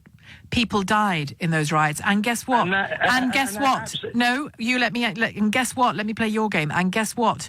The yellow shirts or the yellow vests, whatever they were calling themselves, have rejected the offer from the French government because they say it isn't enough, and they say they'll take to the streets and kill a few more people and riot and... Well, I don't think murder come on. was actually... No, come on. I didn't say murder. Well. I didn't say murder. You said kill a few more people, which is the same thing. Well, if you go out and your actions end up with people dead, you're party to the killing of those people. Let's bring it back closer to home. The fact of the matter is, I've heard the word democracy also mentioned an awful lot of times. Everybody voted and Leave won the vote. Now, what we've been delivered over the last 2.5 years is a propaganda campaign for all the Remainers. It's been fought, an election has been fought for 2.5 years, and everyone has been literally lambasted with Project Fear. Now, ultimately, we're being presented... I'm a Brexiter. Let me tell you, if I was given a choice between the vote that May's put into the country and staying in the EU as we are now, I'd stay in the EU as we are now. It's worse than what we've actually got. That said, I voted for Brexit and I want Brexit. Now, we are being robbed of democracy. You're talking about democracy in action, and you're talking about a political figure, a senior political figure, stoking up the sort of the ashes, the embers, whatever you want to call it. I think he's giving a green light to rioters, is what he's doing. Well, no, but I think he's actually being realistic. I think he's looking at it and thinking, well, hang on a minute, 52% or 50, whatever percentage exactly was voted for something, but we are not delivering them. So what's their next port of call? We don't have a voice. The Remainers have a voice because they control most of the media. But he's asking for MPs to vote for the deal that you have just said is worse than remaining. So he is asking the MPs on yours and my behalf to do something you have just said is worse than the status quo. It's politics. They're going to ask for it, going to ask for it, going to ask for it. We all know it's not going to go through because it's demonstrably worse than what we've already got. And then what? And then what happens is we end up with a vote of no confidence in the Prime Minister. We end up with a general election. And to use my phrase at the beginning, guess what? We delay it even further. It's all part of a political establishment conspiracy to keep us within the EU. And listen, they're giving us something that's worse than what we had in the first place, knowing that every sensible person cannot willfully vote for that. For it's what? A game. For Theresa May, you mean? They can't vote for what she's offering us. It's a game. So they know it's going to get voted down, and they'll probably push back the exit date. We'll stay in this... She doesn't look like she's playing to me. Oh, listen, they're actors. None of these. We all know the civil service run the country. The politicians, they're just there paying lip service to us. They are so we can put a name to what's going on. Ultimately, they've not negotiated this behind the scenes. The civil servants have negotiated. But Lee, man to woman, you and me now, man to woman, if next Tuesday, if Theresa May had come back with a stonking Brexit deal that looked like Brexit to you, and it was voted through and off we went. Now, I wouldn't be angry about that. I would be sad about that. I would still think it was the wrong decision, but I think we'd go on as a nation and we'd build and do what we do and try to make the best of it. You couldn't claim that your democracy was robbed. No, but hang on. No, fair enough. No, hang on. I'm just getting to the point about violence now. So I would feel let down by that event. I would feel disappointed by that event, but I wouldn't take to the streets about that event. Is there anything in you that says you could take to the streets? No, I by the way, to protest is fine. Protesting is fine, of course. I wouldn't. I personally wouldn't, because I'm a little bit long in the tooth now, and I realise that what will be, will be. But we take us back to the poll tax riots in when was that? Early 80s. Ultimately, I didn't agree with what went on. They were, just willfully damaging other people's property. Most of that covered by insurance probably was there in their own mind, their justification.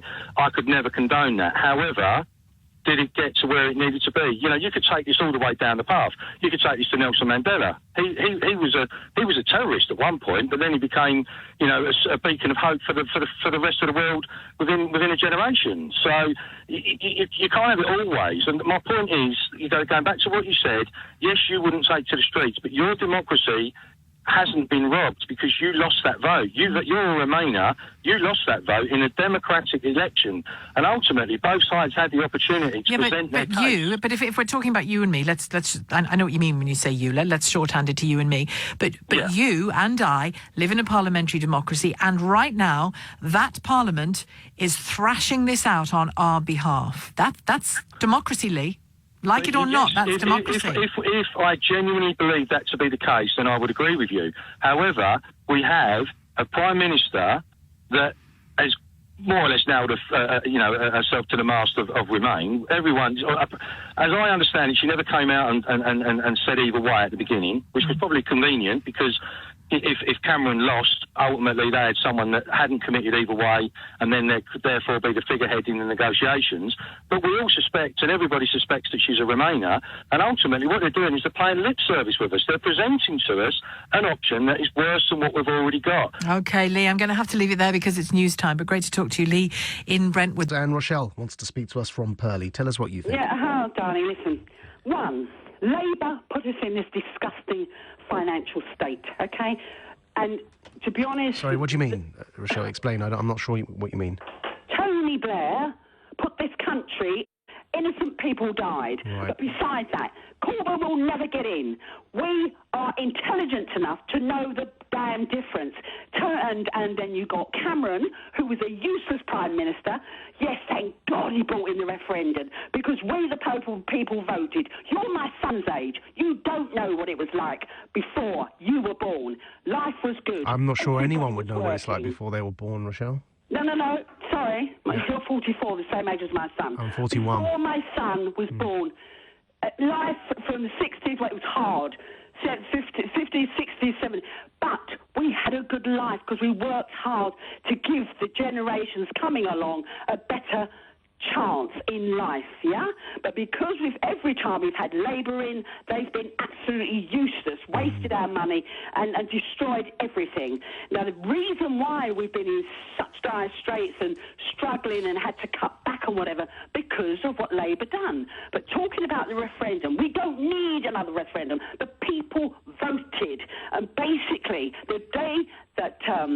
it said on the TV, David Dimbleby said, we're out. We were out that day. And it's corruption now. Are we, because Rochelle? people in government and like people on your radio station like yourself and James keep on about, we shouldn't come out. We shouldn't. No, we need to come out, darling, because they're costing us too much money. Rochelle, darling. And they're living off of us. Rochelle. I'll let you speak now. I've just been listening to everybody and got so upset. That's all right. I can see that. Upset about it all because it makes me want to cry. Because when we make a decision, darling, that's it. Rochelle, can I ask you Go on, darling. what you think we should do? I'm not going to rehash everything I said about the fact that a snap general election is no less democratic than a second referendum, right? Because I've already said all of that. Yes. But I'm trying for the life of me, with all love and respect for you, darling, that I can muster. Yes. What do you think should happen next, practically? Darling, what we should do, we told Europe we come away with nothing because Theresa May never wanted to leave. She's trying to keep us tied into Europe. And the thing is, we fought 2 world wars. We got through it. We built our country. We taught people industry around the world. So what should happen next? I know that. What should happen next, Rochelle? What should happen next? We just say, right, you're not getting no money, which I believe Boris is right. I think he should be made Prime Minister, get rid of Theresa May, and we start building our country. We've got... with a hard Brexit, with a no-deal Brexit, yeah? Now. You want a no-deal Brexit, yeah? No, a no-deal Brexit, darling, because listen, we're not going to get one. It's like a sore that's getting worse. Right. Let's just say we cut it dry, and then we just plan, and we get everything back on track. Do you feel like you had your say, Rochelle? Yes, darling, thank you. God bless you, my darling. I'm not having a go at you. That's all right. Thank you very much. Have a good day. Bye-bye, Jack. We're going to go to Ben, who's on the line from Bristol. Speak to us, Ben. Yeah, hi, Maajid. Hello.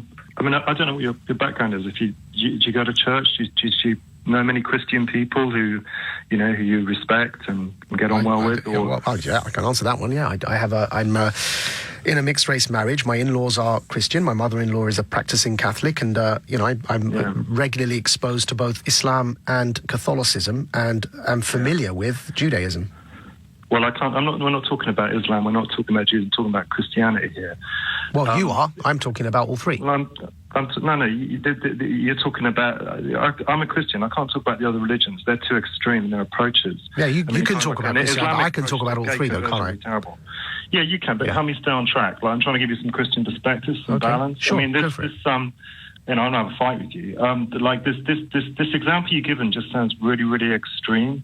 And I don't know if it's... I'm not questioning your information is accurate. It just sounds like maybe there's possibly a hyped or just very extreme person. But what usually goes on in Christian culture is that gay people are really welcomed into church or welcome, just like anybody from any background is welcome. We've all got a past. We've all got... strengths, weaknesses, struggles, attractions, differing personalities. But there is... So is being gay a weakness in your view, Ben? Well, it's not scriptural lifestyle, it's not endorsed by the scriptures. But the same thing, I'm a heterosexual guy, and, when I came into church, one of the first things they told me was like, well, not one of the first things, but, in the community of people around me were like, we don't do the sex outside of marriage. And I've managed to stick for that 20 years. Okay, so I'm assuming then, Ben, if it's okay though, hold on, Ben, hold on. I'm assuming if it's sex outside of marriage, it's a problem. You can get married and that problem's fixed. So can a gay guy get married? No, not according to scripture. It's not very fashionable, but it's not. It's because the scriptures say it's not a lifestyle God condones for people. Who's reading the scripture? Is that? Anybody with half a brain or common sense. I mean, that's not very Jesus of you, Ben. No. Are you suggesting that people that disagree with you don't have a brain?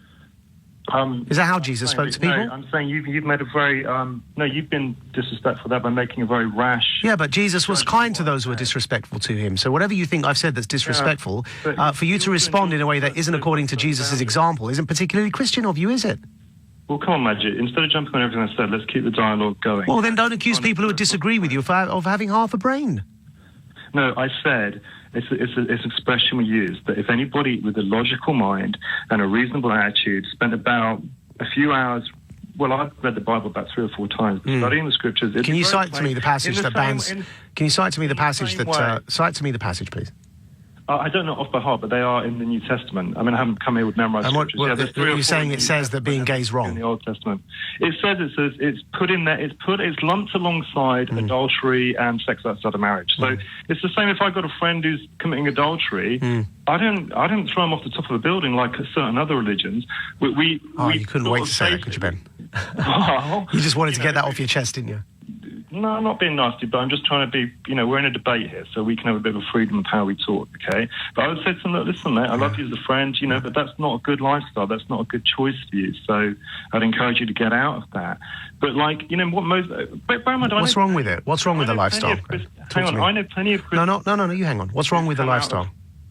What do you mean? You said that's not a good lifestyle, you need to get out of it. Please explain to me what's wrong with it. Well, tell me what's wrong with having sex outside of marriage. I don't think there's anything wrong with it. Okay, well, if you don't see anything wrong with that, then you're going to struggle with the arguments. Again, the same way like Barman in like the 30s and the 40s, the doctor would tell you to smoke cigarettes to improve your health. You've got to understand the Bible is God's way of looking at people. God knows what's truly wholesome for people, what's truly right for people. Right, so I'll ask you again, who's reading that, Ben? Whose reading is it? Which particular denomination and sect do you belong to in Christianity that teaches you this stuff? Just a regular Christian. Well, what's the sect? What's your church? I just go to what you call a non-denominational church. Right. Okay. So you're not Church of England. I don't want to. No, I don't want to name the church already because I'm not. But you're not Church of England. Yeah, myself. I have been in Church of England. No, but you're not Church of England. Well, no, I'm like an evangelical church, but I thought so. So is it the fact that you need to qualify that with the word evangelical itself demonstrates, surely, Ben, that there are different readings because you're not Church of England, you're not Catholic, you're evangelical. So there is a difference between how you read Scripture and how the C of E reads Scripture and how the Catholics read Scripture. You would say, are you? I think you're a Muslim, are you? You would say there's probably a difference how a jihadi reads the scripture than how a regular kind of Muslim guy like you reads the scripture. So, of course, that's my point. So you don't have any statement that claims this is what God wants. That what you really mean, Ben, is no. This is what I read in that particular scripture, and it's my view of what God wants. And it's really basically, Ben, when that guy comes to you and says to you, "I'm gay," and you say to him, "That's not a good lifestyle." What you're really saying is, "I am a homophobe, and I don't like the way you're living." No, you're judging me unfairly because I'm not. I wouldn't say if you came to me. Are you married, Maajid? Yeah. And you told me you're cheating on your wife. I'd say, Maajid, that's not a good lifestyle for you. Yeah, but but you're drawing a false equivalence. If somebody's gay and they are faithful to their gay partner, what's your problem with it? Because whether there's not viable marriage in the eyes of the Christians. Why not? Well, will you let me give you a different angle instead of trying to catch me out? I'm not trying to catch you out. I'm trying to understand you, Ben. Maajid, in all this conversation, you've let me speak for like about 1.5 seconds before you interrupt me. Can you give me like... you do realise you've been the only caller in this entire slot at the top of the show. Can you stop whinging that you're not having enough airtime? You're the only guy on air, right? Now, let me put this question to you. What's wrong with it? Do you want to know about people I know who've come out of that lifestyle and now living sort of... No, I'd like you to answer my question. Well, what was it? Third time, what's wrong with it? Interrupting me so many times. What's wrong with the homosexual lifestyle? The scriptures say it's a corrosive lifestyle. It's a sexual choice that's dysfunctional for human beings. It's not healthy. Right. Can you explain? You're making these allegations. I'm asking you to explain that. Why is it corrosive? Why is it not healthy? Well, I'm not big. I mean, there's probably all kinds of reasons, psychologically, etc., etc. The wholesome expression of sex is between a man and a woman in marriage. Anything outside of that is not wholesome. Does the scripture also say that women shouldn't preach in church?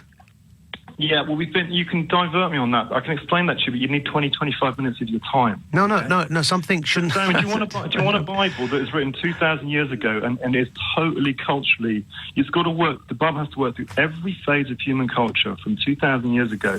So if it doesn't have some things which seem a little obscure to our culture now... By the way, women speaking in church back in then would have been a bit of a social... So hang on, you're prepared to contextualise women not being allowed to preach in church as being something that was only for back then, but you're not prepared to do that for any passages that may appear to you to condemn homosexuality. And that's why I'm saying that if you select this one over that one, then perhaps what's more important to you is how it makes you feel rather than what the scripture says, because the scripture says both things in your view. It says being gay is wrong and women shouldn't speak in church, but you're prepared happily to ditch the latter and say that was only for those days. Why isn't the scripture where it condemns gays only for those days as well? I gave you reasons why we applied there, but now there can be some that you have it.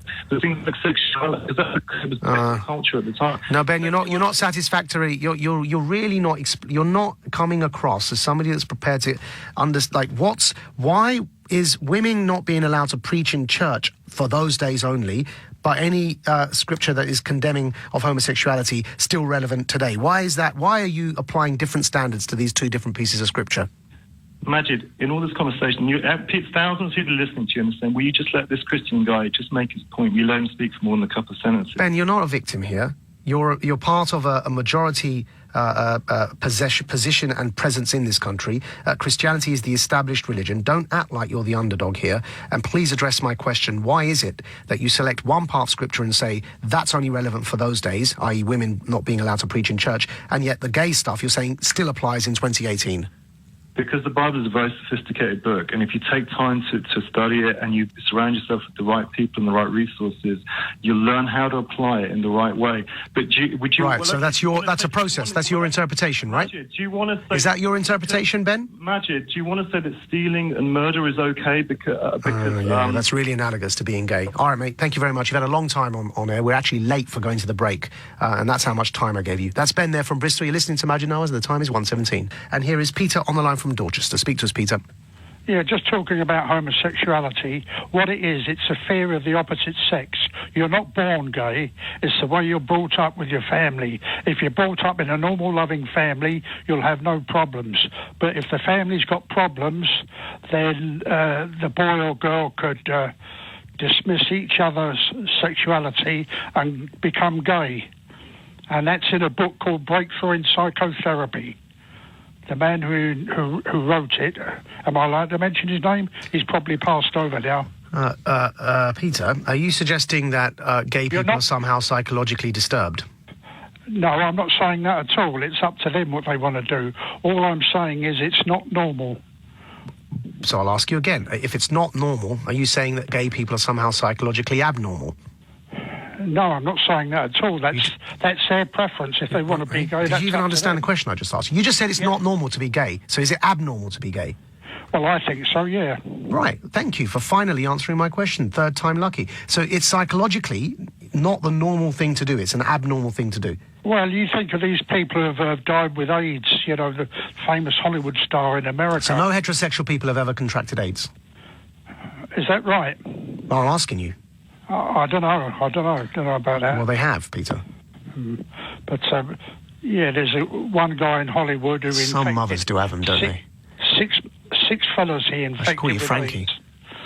But it's not right. It's going against the grain. It's not right to be gay. It's going against the grain. Well, I think so, yeah. But why does it, Peter? Why does it bother you so much? Does it keep you up at night? No. So why does it bother you so much that you could be bothered to pick up the phone to dial 03456060973? I mean, that's a bit of effort. Like, why did it rile you so much that you decided to call into my show and tell the nation that you think being gay is not normal?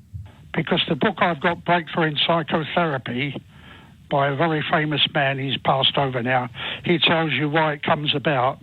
And that's how it comes about.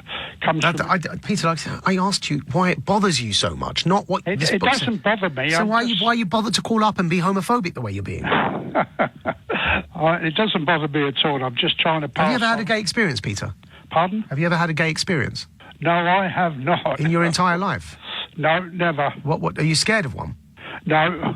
So why is it making you giggle like a schoolchild? I quite like women mostly. But why is it making you giggle if I ask you that question, if you've ever had a gay experience? Is it making you giddy?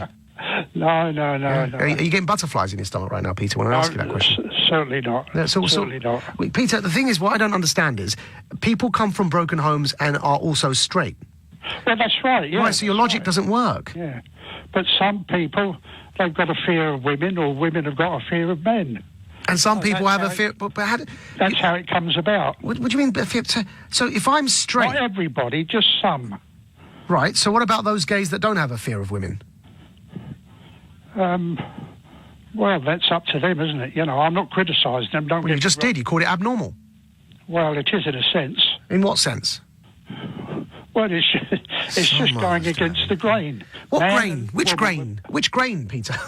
Man and woman were supposed to be together, not vice versa. By who? Who said they're supposed to be together? Well, if you buy the book Breakthrough in Psychotherapy, it explains it all to you. It's almost like this book's your new Bible, Peter. Talk to me as you. Don't talk to me about some strange book you've quoted to me, right? Who says that it's against the grain and man and woman are supposed to be together? Is it religion? Are you a believer in God? What is it? No, it's the fellow who wrote the book. And he's cured people of cancer. He's cured people of... How's he cured people of cancer, Peter? Pardon? How's he cured people of cancer? Just by their using psychotherapy on them. Oh, wow. Peter, you're saying gay people aren't normal. You sound really normal, Peter. Do you understand how abnormal you sound right now? No. So you think it's possible to cure people of cancer through psychotherapy? Yeah, this guy did it. He cured his wife of cancer, and she lived for another 6 years and died normally. There we have it, folks. We have Peter, who thinks being gay is not normal, and it's against the grain, and it's not how you're supposed to be. But also, because of the same book he read that taught him that, it also taught him that you can cure cancer through psychotherapy. And Peter is the one we should listen to.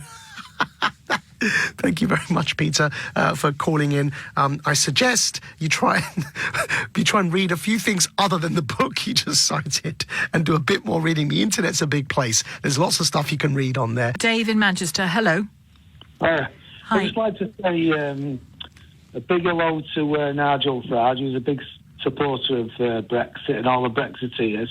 There were 17.4 million voted to come out of the European Union because the European Union became a dictator state.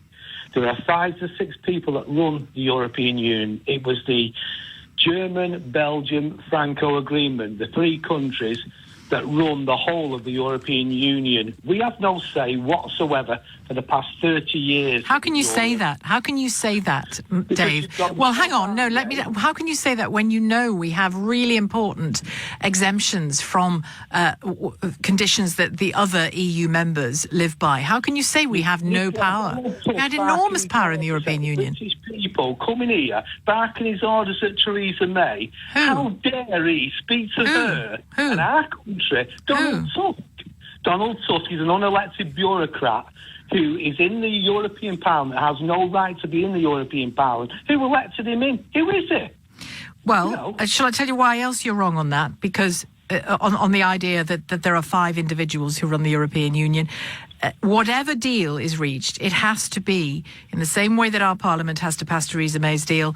The EU 27 have to pass it as well. You had Ollie Robinson, right? You've written up this Brexit deal, right? Okay, we're not in listening mode, are we, Dave? We're tied into the European Union, and they're making sure that we never leave or come out of the European Union unless we're tied in with the customs union laws and the European Courts of Justice. Theresa May, Ollie Robinson, Philip Hammond deliberately stalled Brexit for 2 years, did not properly negotiate whatsoever, and now we've ended up with the worst deal ever, where we become yes men and yes women for Europe, for them scumbags. Dave, can I ask you, if anything I have said has made you think at all about when you said we have no power, the exemptions that we have around choosing... Listen, Dave, please listen. You've just repeated and repeated and repeated your position. I'm asking you to listen. It is demonstrably untrue that Britain has or had almost no power in the European Union to change its relationship with the bloc. We did when it comes to the currency, when it comes to Schengen, other matters as well. We had the power to take things the way we wanted to take them. Hang on, before that, and the fact that there is a parliament, there is an EU parliament with voted MEPs in there who have to vote through this deal whenever it comes, if it comes.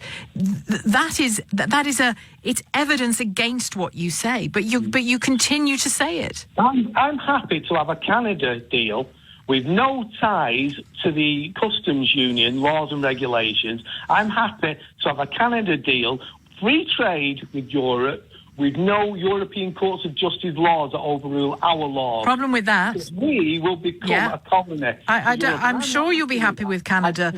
I'm sure you'll be happy with Canada. Okay. I'm sure you'd be happy with Canada, but Northern Ireland would not be happy with Canada.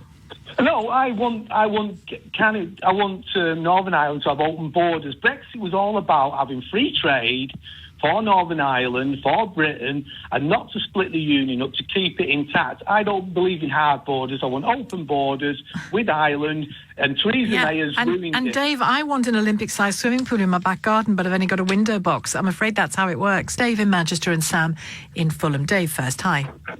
Hi, just like to say a big thank you to the 17.4 million Brexiteers that voted to come out of the European Union, and won't be tied any MP tonight that doesn't vote against Theresa May. I expect no slacking. Get out there and vote. I want her out by 8 o'clock tonight. Tomorrow morning, that's a damp rag. I'd rather tonight. That's a bonus for all MPs. I want her out. I want Boris Johnson in as Prime Minister. What will he do? Well, I think he'll pull the plug on the 39 billion and turn around and say to them lot in the European Union, OK then, you're not getting your big massive nest egg of 39 billion. Either you bend to our rules and give some slack, and you allow us to do free trade, and we pay, going on with the World Trade Agreement on trade, and we come out of the European Union and we have free trade. What is wrong with that? With no customs union laws and regulations and no backstop. That's what Northern Ireland wants. Why not? Why shouldn't we have that? Why should we be dictated to by those in Europe? Well, because we have, well, let me explain to you why it's not as simple as that, Dave. Because we have financial legal commitments already made to the European Union, which is what the 39 billion amounts to. It's not some kind of press gang money that we're paying them. It's legally bound for the European Union. And on the question of free this, free that, free the other, we are woven into the European Union, and in order to leave it isn't as simple as saying, see ya, I want exactly what we've had before, but just without having to have any dealings with you. But Dave, you know that's how it works. You know that it's unrealistic what you're saying. But John Major signed it, and Gordon Brown signed the Lisbon Treaties, the Schengen Treaties, that we never agreed to. We never had any referendums on these. These are very... You had several general elections many times, didn't you? Pardon? We've had general elections many times since we joined. Yes, and I've voted for the Tories. I've voted for the Tories all my life. I've never voted Lib Dems. I've never voted Labour.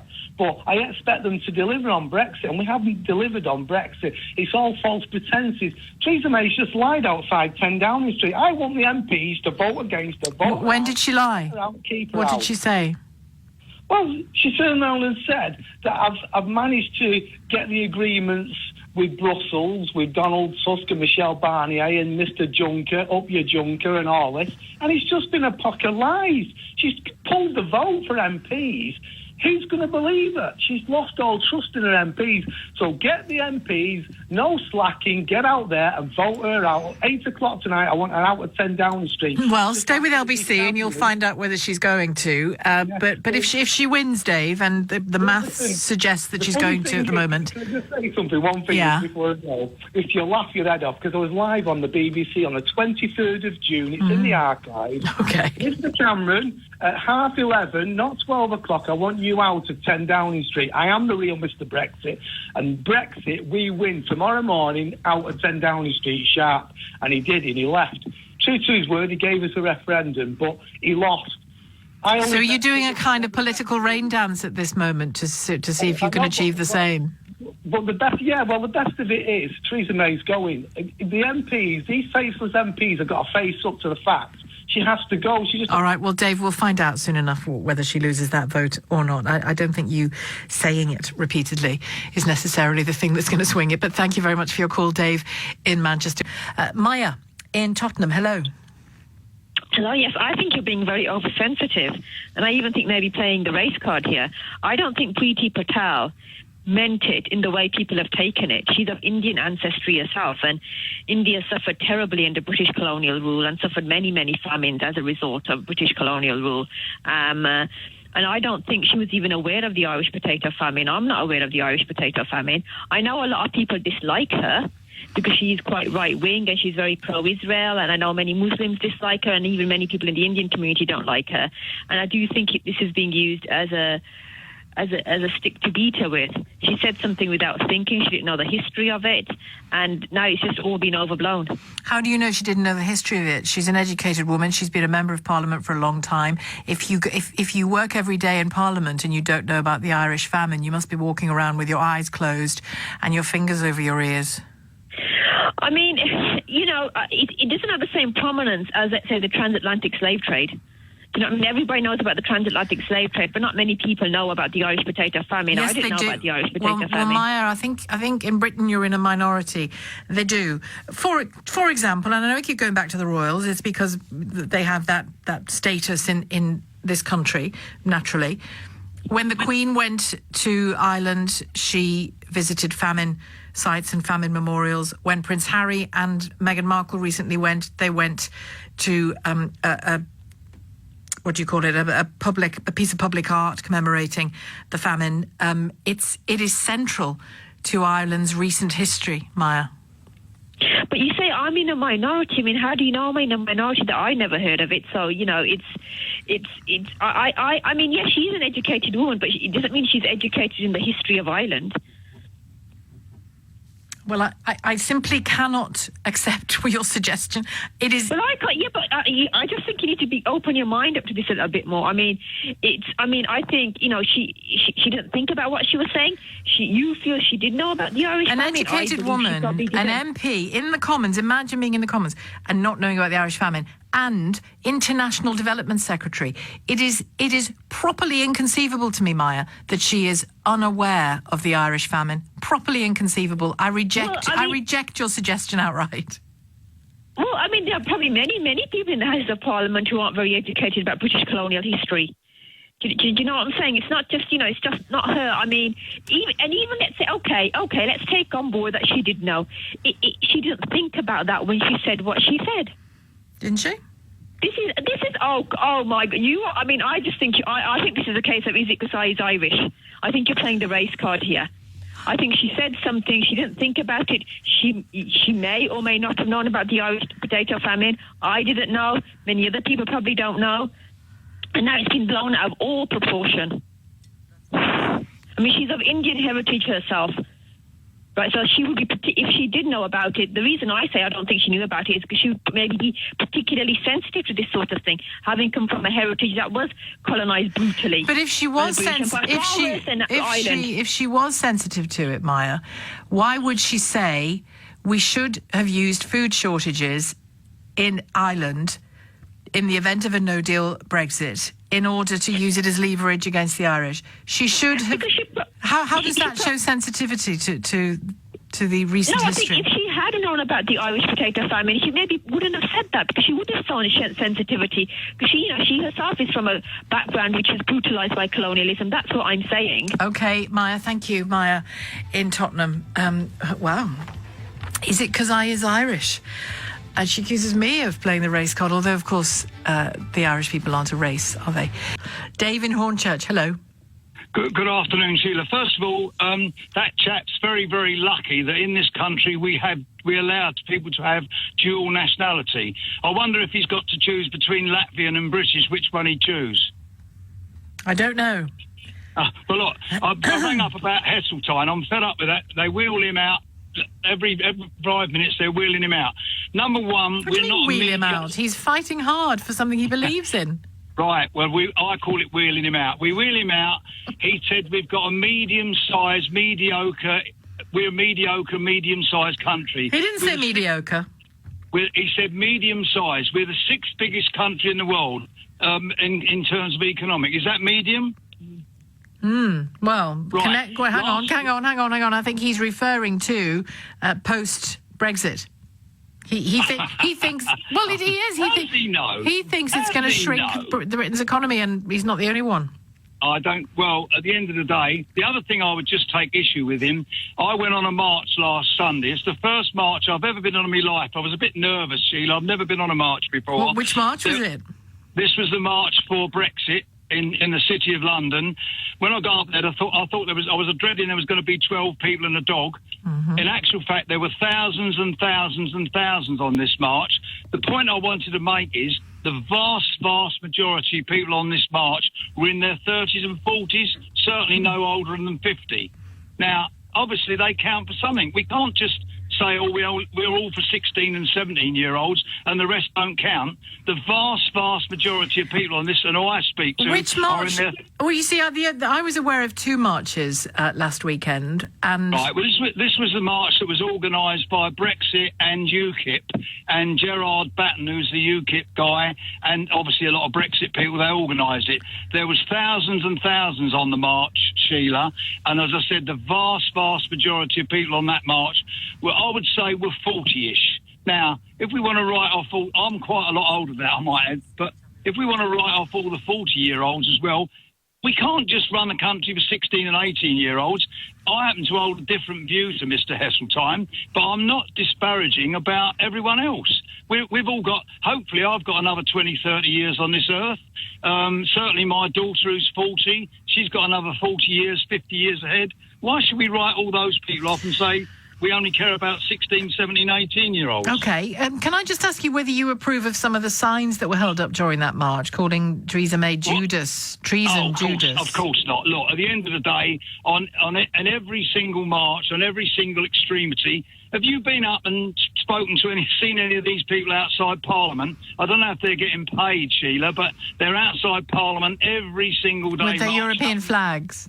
With their European flags. Well, you can join them. You can wave your banners if you want and brave the cup. There was loads of banners there, but you know and I know, Sheila, there's always extremes on any party, on any sort. There's, apart from the Green Party, I suppose, there's always extremes who I don't agree with a lot of the things they did. I don't agree with a lot of things that a lot of people do. But at the end of the day, unfortunately, as I said to my friend the other day, he's a Guardian reader, left-wing, very good friend of mine of 45 years, but we disagree entirely, but we agree we're quite adult about it, but we agree. I can't turn him round and he can't turn me round. All right, Dave, thank you for your call. Dave in Hornchurch says the Brexit decision is as legitimately about older people as it is about younger people. Lord Heseltine and many of you calling disagree and say that the Brexit vote is a betrayal of young people's future. Jason has called from Liverpool. Hello, Jason.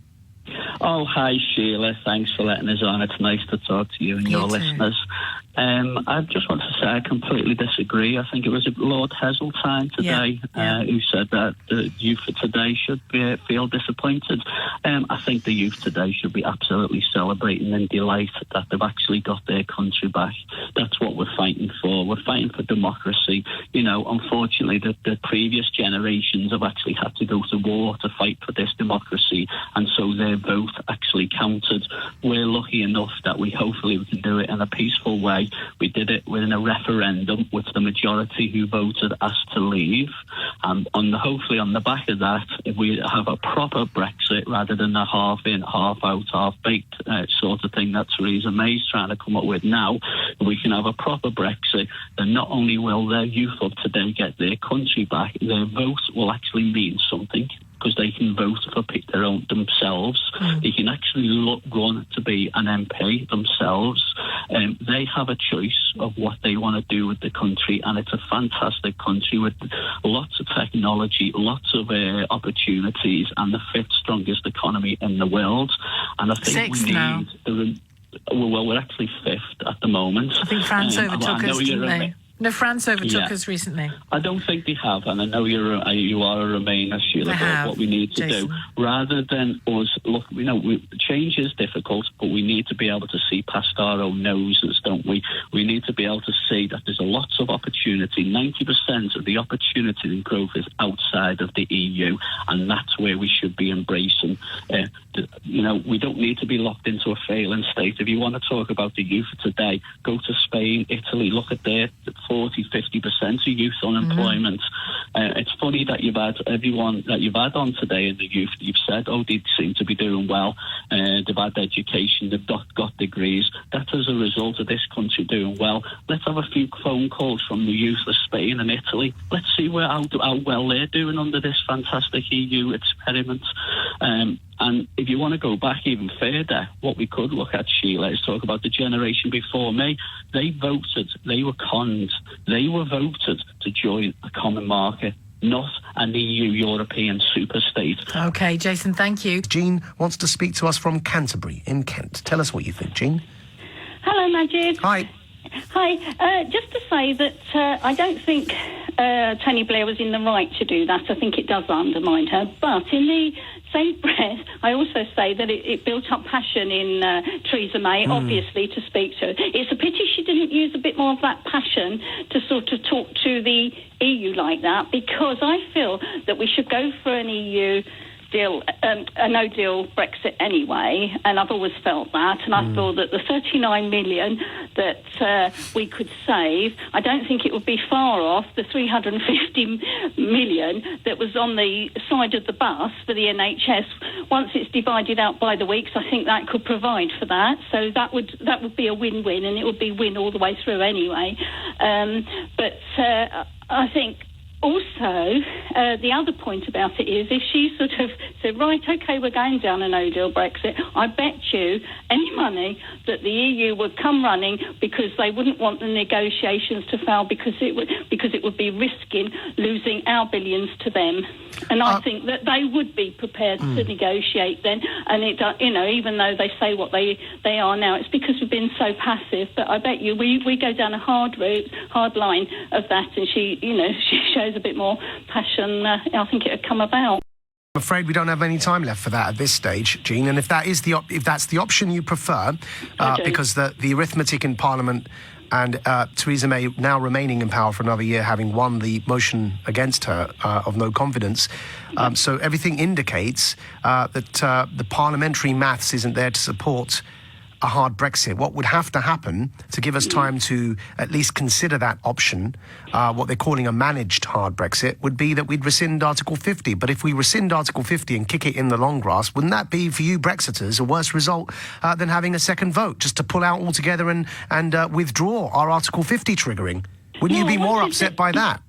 No, I wanted the Article 50 and everything to withdraw, but what I'm saying is you've got Jeremy Hunt supporting a no-deal, haven't you? A no-deal Brexit, to actually go out with that, and we say, right, OK, we're leaving. Because we have signed... So, Jean, practically how... I know, but Jeremy Hunt isn't the government and he's not the majority in Parliament. How do you practically think that's going to happen? Well, because I think he's saying he'd like to do that, and he would then vie to be Prime Minister at one time. Well, he can't. We've got 3 months left. No, Jean, we've got 3 months left for Brexit Day. And Theresa May's in power for another year. No one can be Prime Minister apart from her, because she won that vote, right? Yeah, sure. So there's no good saying Jeremy Hunt wants it or Dominic Raab wants it, because Theresa May's the PM, and she's got 3 months to do something, because Brexit Day is coming up on the 29th of March, right? So, Jean, practically now, talk to me, and no practical scenario can countenance at this stage Theresa May not being PM, unless you think Labour are going to try and push against her with a motion of no confidence. But then Corbyn's not really got clarity on what he wants out of Brexit either. So talk to me about a practical scenario as to how you get your hard Brexit if you don't want a people's vote. Right, OK, I don't want a people's vote, but if it carries on like we are, and you've got this twists and turns and everything, and they're still trying to come up with solutions, you've got March looming. What about on the day that we're supposed to be leaving then? Wouldn't that then trigger that hard Brexit? But Jean, the thing is, what I'm trying to saying? But Theresa May's Prime Minister, she in Parliament don't support that option. So you who want that, I'm asking you how you can make sure it happens. You're relying on somebody as Prime Minister doing what you want who doesn't agree with you. Right, okay. But as I said to you, in the other part of the equation is that she turns around and says, OK, we want this. Right, as I said to you, I still think the EU would come running. But she's not. I don't know. I would want to negotiate. You don't feel that? No, it's not. No, it's not me. It's not about me. I'm saying Theresa May doesn't. Theresa May and Parliament, as it stands, do not support a hard Brexit. I'm asking you how you think you get what you want without. Hold on, Jean. Without wishing upon a star that a Prime Minister who voted Remain, who's got a deal that isn't hard Brexit, is going to suddenly support you and just do that. So without wishing upon a star it's going to happen, talk to me about your battle plan to make it happen, because I've given you one. I've said support a people's vote, and you have one last chance to get that, to get what you want, which is a hard Brexit, by campaigning for it in a people's vote. But if you don't support the people's vote, talk to me about your specific battle plan to make a hard Brexit happen without saying, I'm going to rely on a Prime Minister that voted Remain and a Parliament, none of whom support my plan. That's wishful thinking upon a star, Jean. No, not quite, because from what I hear sort of on different programmes, it seems to me that even sort of one or two of the Leavers, and this is one or two of the Remainers who've phoned in and things on other programmes, they're all saying that they've seen the way the EU is...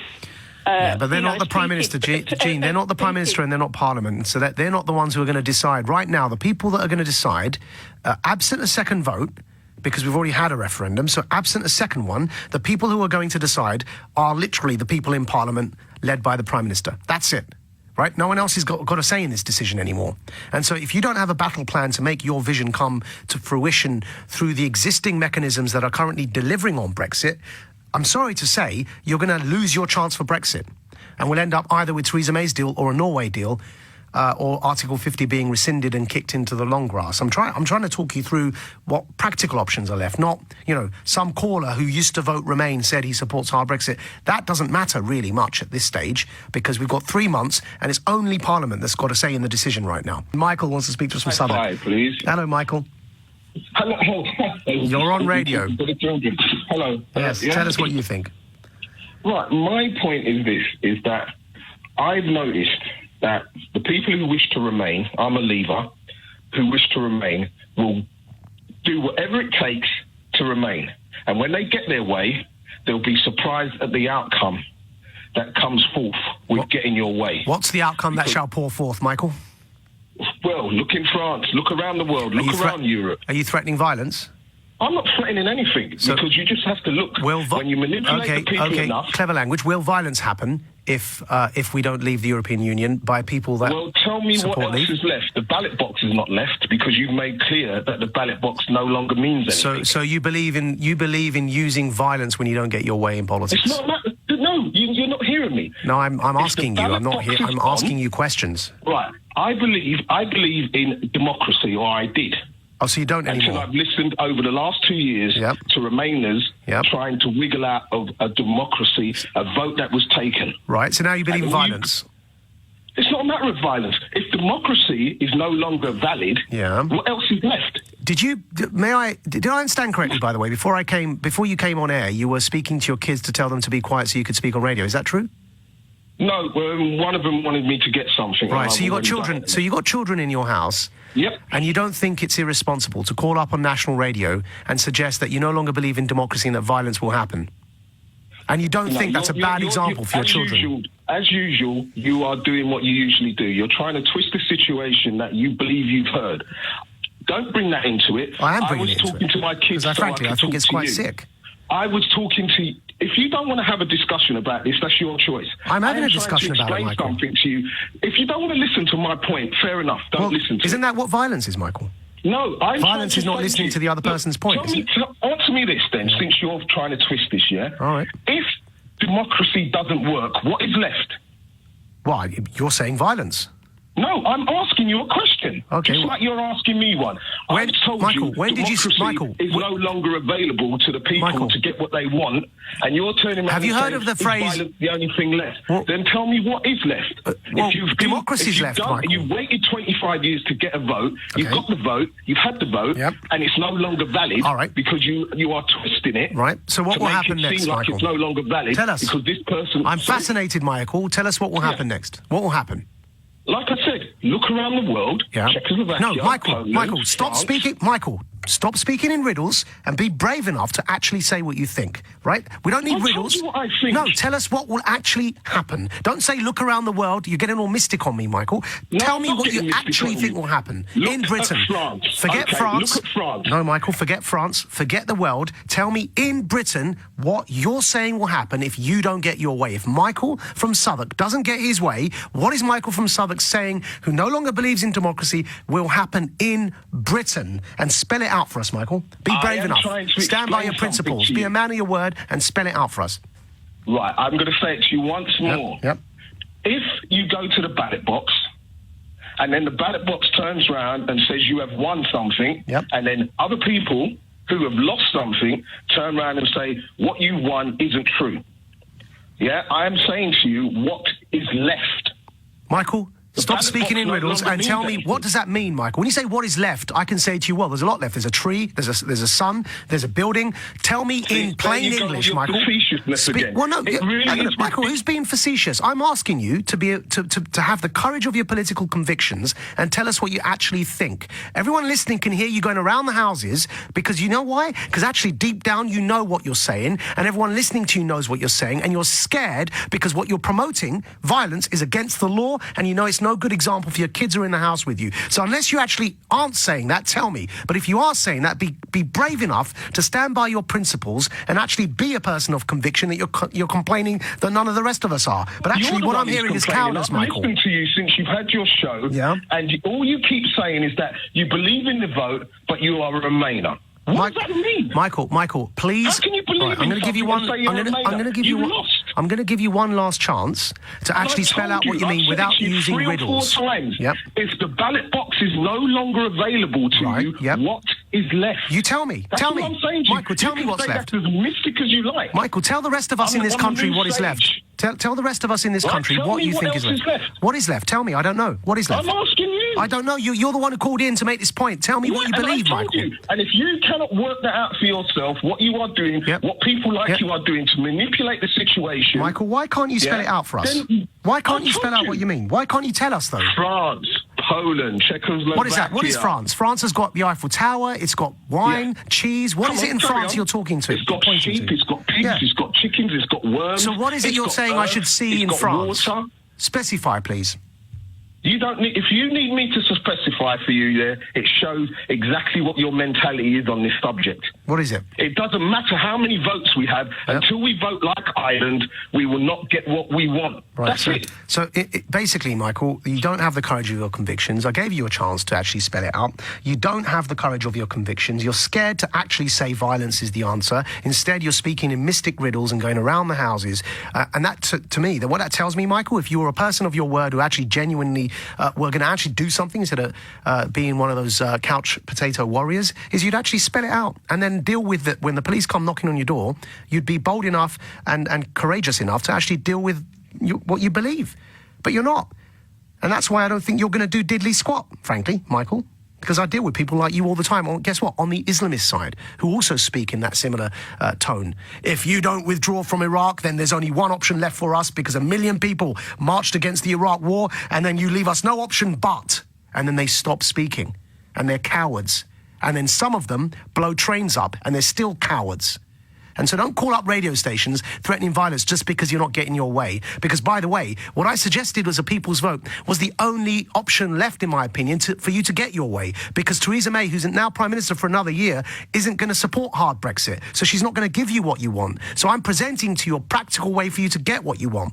And yet here you are calling a national radio station you're thinking it does your case favours by threatening violence. And then you look at terrorists and say, no, they're horrible people. You're getting radicalised, Michael. You're becoming an extremist. Just a populist one, not a jihadist one. John wants to speak to us from Anfield. Go for it, John. Hello. Good afternoon. You can call me Spartacus from now on. Okay? Spartacus? Spartacus, yes. Yep. Why Spartacus, John? Well, for, the slaves, in particular. Okay? Sure, Spartacus, go for it. Okay, right. Well, what I would like to say, why don't we make the £50 note universal? and put Nat King Cole on the back of it, because he sang about love, and we need a lot of that now. We do indeed, yeah. Well, absolutely. But, John, do you not think it's... Let's probably start with someone who's from Britain first. No, why Britain? Why not make it universal? Because we want the world to love each other. Yeah, but why just? Because John, because I tell you why, because we're from here, and it'll give the world respect for us, that we're not too self-centred. Yeah. Want to spread our joy and love and integrity, which we had once, throughout the world. And remember that we stood alone in World War II. So, John, how did you, out of curiosity, this lot as well. Out of curiosity, how did this conversation begin with a reference? How did this conversation begin with a reference to Spartacus? I don't understand what you meant by that. Have you seen the film Spartacus? Of course I have. Yes. That's what he freed the slaves from the Romans, didn't he? No, but why do you want me to call you Spartacus? Because I operate I think like Spartacus. I want to free the people to be free and have a free voice, which they haven't got at the moment, to speak freely. Right. It's Ian Payne sitting there laughing his head off. I've got to say, I don't understand where that came from. I don't know what it means. So there's no such thing as a managed no deal. And yet, of course, you probably already caught yourself using that phrase in order to avoid answering this question. What is it that you think you've won? And Robert is in Rochester. Robert, what do you think? Hello. Right. Well, obviously, I'm against a people's vote because I'm a Brexiteer, and we don't use that word on this programme. Sorry, that's all right. I'll put a penny in the jar. But I actually think, in order to negotiate the issue, who's that shouting in the background? It's my mum. Okay. To apologise. That's all right. Kind of goes with the territory for people who call themselves Brexiteers, doesn't it? Yes. So basically, in order to negotiate with those people who want the second referendum, why don't we make it more democratic by introducing a PR election at the same time? Right. Yes. So we change our entire electoral system by the end of March. Well, it's not going to happen, but it's. What do you think you won, Robert? What I would like is... what do you think you won? What I won is basically our whole governance, or the way that the wealth controls our country. No. So what do you think? What do you think you won? Well, I'm just about to explain that. I want... no, not want. Won. W-O-N. What do you think you won? I won. A slap in the government's face to show them that they... that government's gone. So what did you win? Well, that government is a reform of the continuous politicians that are put forward instead of actually giving the people and... Let's have one more go. Take a little pause and tell me what you think you won. What I won? Yeah. I won a vote to leave the EU. No, I know that bit, but what did you win? What was the prize? To actually undress our politicians, if that's a better way to actually put it, because it's even worse, incredibly. You almost deserve credit for that. So what you won to undress our politicians. And who's going to be in charge of Brexit? Well, the way that they're dealing with Brexit is not something I agree with, because, quite frankly, I would be negotiating. But now we're back to silly rhetoric, aren't we? And ludicrous claims. Well, no, in terms of measurable, tangible benefits, what did you win? What did I win? I won a deregulated country. What does that mean? Can deregulate itself. Well, it means that we can strip away from the EU laws that we don't like. For example? And well, for me, one of the ones is the plug system. Pardon? I know it's not very hugely, but we obviously use free pin plugs in this country. Yes. The EU don't. And so basically it means that our safety aspects are a lot stronger than the generalisation of the EU. But we're in the EU. Rather than going... Pardon? We're in the EU. So you think we have to leave the EU to get 3-pin plugs? No, it's about going back to some of the things where we are stronger at. Yeah, go on. Talk me through the plugs thing. So what can we do now with plugs that we can't do as members? as well, we can still do it, but the manufacturers that ship so into what this did you country, win then? Compliancy to British law. Compliancy to British law? Yes. Right. So when you bring something into this country, it has to comply to the UK. That's what happens already. That's why we've got 3-pin plugs, you see, and they haven't. No, because they use plastic rather than metal. The EU sets the base level above which we are all free to go, as the fact that we have gone proves. Mate, just pause for a minute and think about what you've just done. You've come live on national radio. Yeah. You've described yourself as a Brexiteer. You're getting told off by your mum in the background. And when I've asked you what you think you've won, you've said the right to have 3-pin plugs that we already have. It's also... And it's 10:30 on Monday morning, mate. Simon Conway has the headlines. Steve has called from Sheringham in Norfolk and John in Ewell. Hello, Steve, first of all. Hi. Hi. I'd just like to talk about the immigration and impact on wages, especially in the construction industry. Yeah. I worked as a plumber for many years and saw the wages be depressed drastically. In fact, so much so that my mate, who's a postman, was earning more than me, with less responsibility, no updated knowledge on the training, and it was ridiculous. So I left the trade. And my mate, who was an electrician, also in West London, had done the same.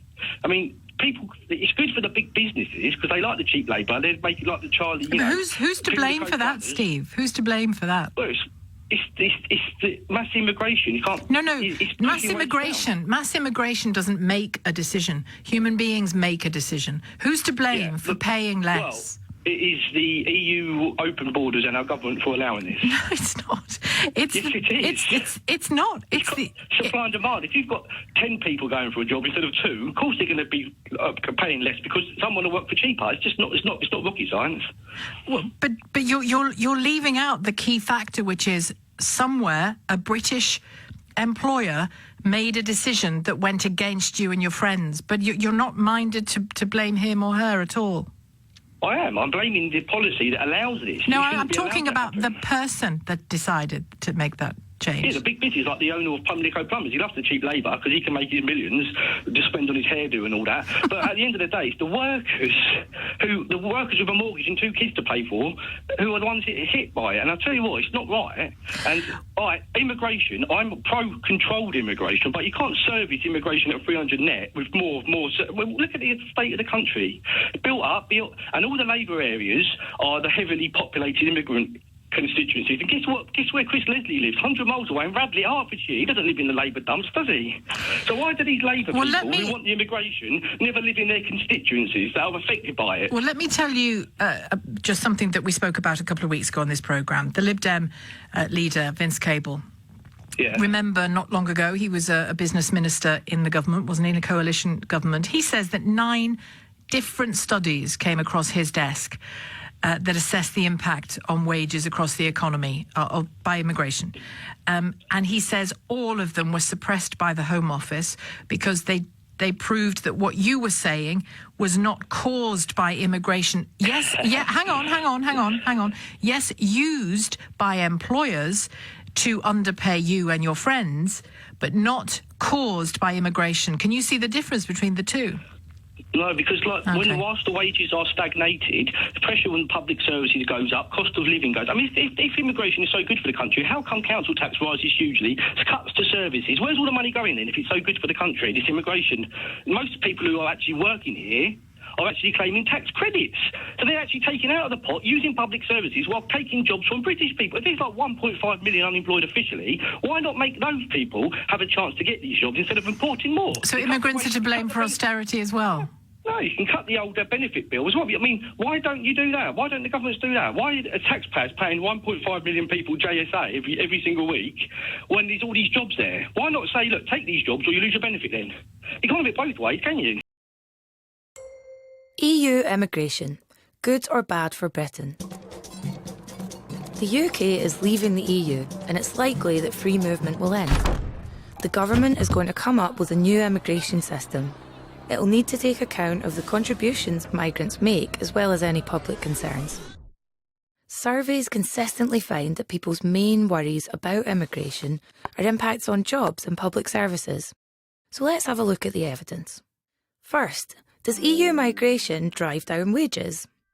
Since 2004, EU immigration has led to a small increase in pay for people on medium and high wages. For low-waged workers in some sectors, annual pay increases have been slightly less than they would have been without immigration, by about 1 pence per hour. Other factors, such as the minimum wage and automation, have had a much bigger impact on what people get paid. Why can't British workers just do the jobs that EU migrants are doing? EU migrants work in jobs at all skill levels, but almost a third of those from Eastern Europe are in low-skilled work, compared to 10% of British workers. They've accepted jobs that are vital but low-paying in sectors such as agriculture, food processing, hotels and restaurants, and social care. And they've gone to areas of the UK where employers have found difficulty recruiting workers locally. There's also no evidence of increased unemployment in areas where EU immigration is high. In fact, when migrants accept low-skilled jobs, it's been found that this sometimes allows British workers to focus on better paid tasks. But aren't migrants taking jobs from British workers? The number of jobs isn't fixed. As more people live and work in the UK, buying goods and services, the economy grows. And this means more, not fewer jobs. And most of these jobs go to British workers. That's also why UK unemployment has decreased as EU net migration has increased. But don't EU migrants put pressure on public services like health and education? Of course EU migrants use services, but they also help fund them by paying tax through earnings and VAT. And all of the evidence shows that they put in more than they take out. Of course, it's up to the government to ensure that the money it collects is spent in areas where services are stretched by population growth. So what should the government do? It's faced with a choice. It can introduce tight limits on EU migration and risk hurting jobs, wages and public services.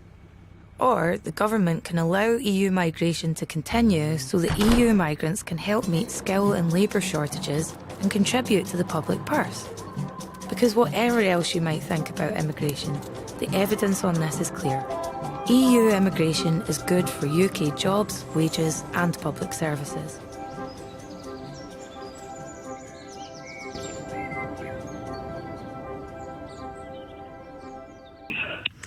But are you blaming immigrants for austerity? I'm not blaming the immigrants. I'm not blaming them for doing it. I'm blaming the immigration policy for allowing it. But what about what my two guests a moment ago have just said? Admittedly, not in the plumbing industry, but one in the building industry, one in the care association, the care sector. Yeah, why do we need more houses built? Well, hang on, Steve. Hang on. Don't keep throwing extra questions at me before you've answered one I'm throwing at you. They both said, and they are leaders in their sectors. They both said there is a desperate shortage of people. Yeah, there's a shortage of people. Why do we need more houses every year? Because of immigration. The population's gone up 500,000 net a year. That can't be sustained. What are you going to do? Tar over all the green belt? I mean, it's nonsense, isn't it? We've got to get Australia. Look at the size of Australia. Their living standards are a lot higher. And how many people live there? 8 million, is it? 10 million? Steve, could you conjure up 100,000 people for me for the care sector? Could you conjure up another 100,000 or more for the National Health Service? Could you do that for me? Now, we're going to give you a proper wage when you train you up for social care. All right, it might take 4 or 5 years to do that, but they'll be thinking, I might earn £15-20 an hour. Oh, I'm with you on that. I'm with you on that. Let's professionalise the care sector big time. But our children still won't fill those vacancies. Or they should be made to when they come out, or they should have an option. Say, yeah, if I'm going to earn £20 an hour for caring after old people, get in there and help that old woman whether you like it or not. Go on, get in there. You're British. Do your duty. An incentive to get into that type of job, because we know for a fact that care workers are paid a pittance, and that's sad. And I've not got any problem with people coming from abroad to work these jobs. But what I'm saying is, our government should be saying, look, there's an incentive here for youngsters, men or women. If you want to get into the care sector, there's going to be a good career path for you here, and you're doing good for the community as well, and you're going to earn a proper wage, not peanuts like these private care homes paying minimum wage and all that. It's just nonsense. You won't hear me argue about that with you, Steve, about the proper pay for carers and something we've spoken about with Norman Lamb many times in this programme, the professionalisation of care workers, and that whole sector needs to take place. But we're dealing with a government drowning in its own Brexit juices.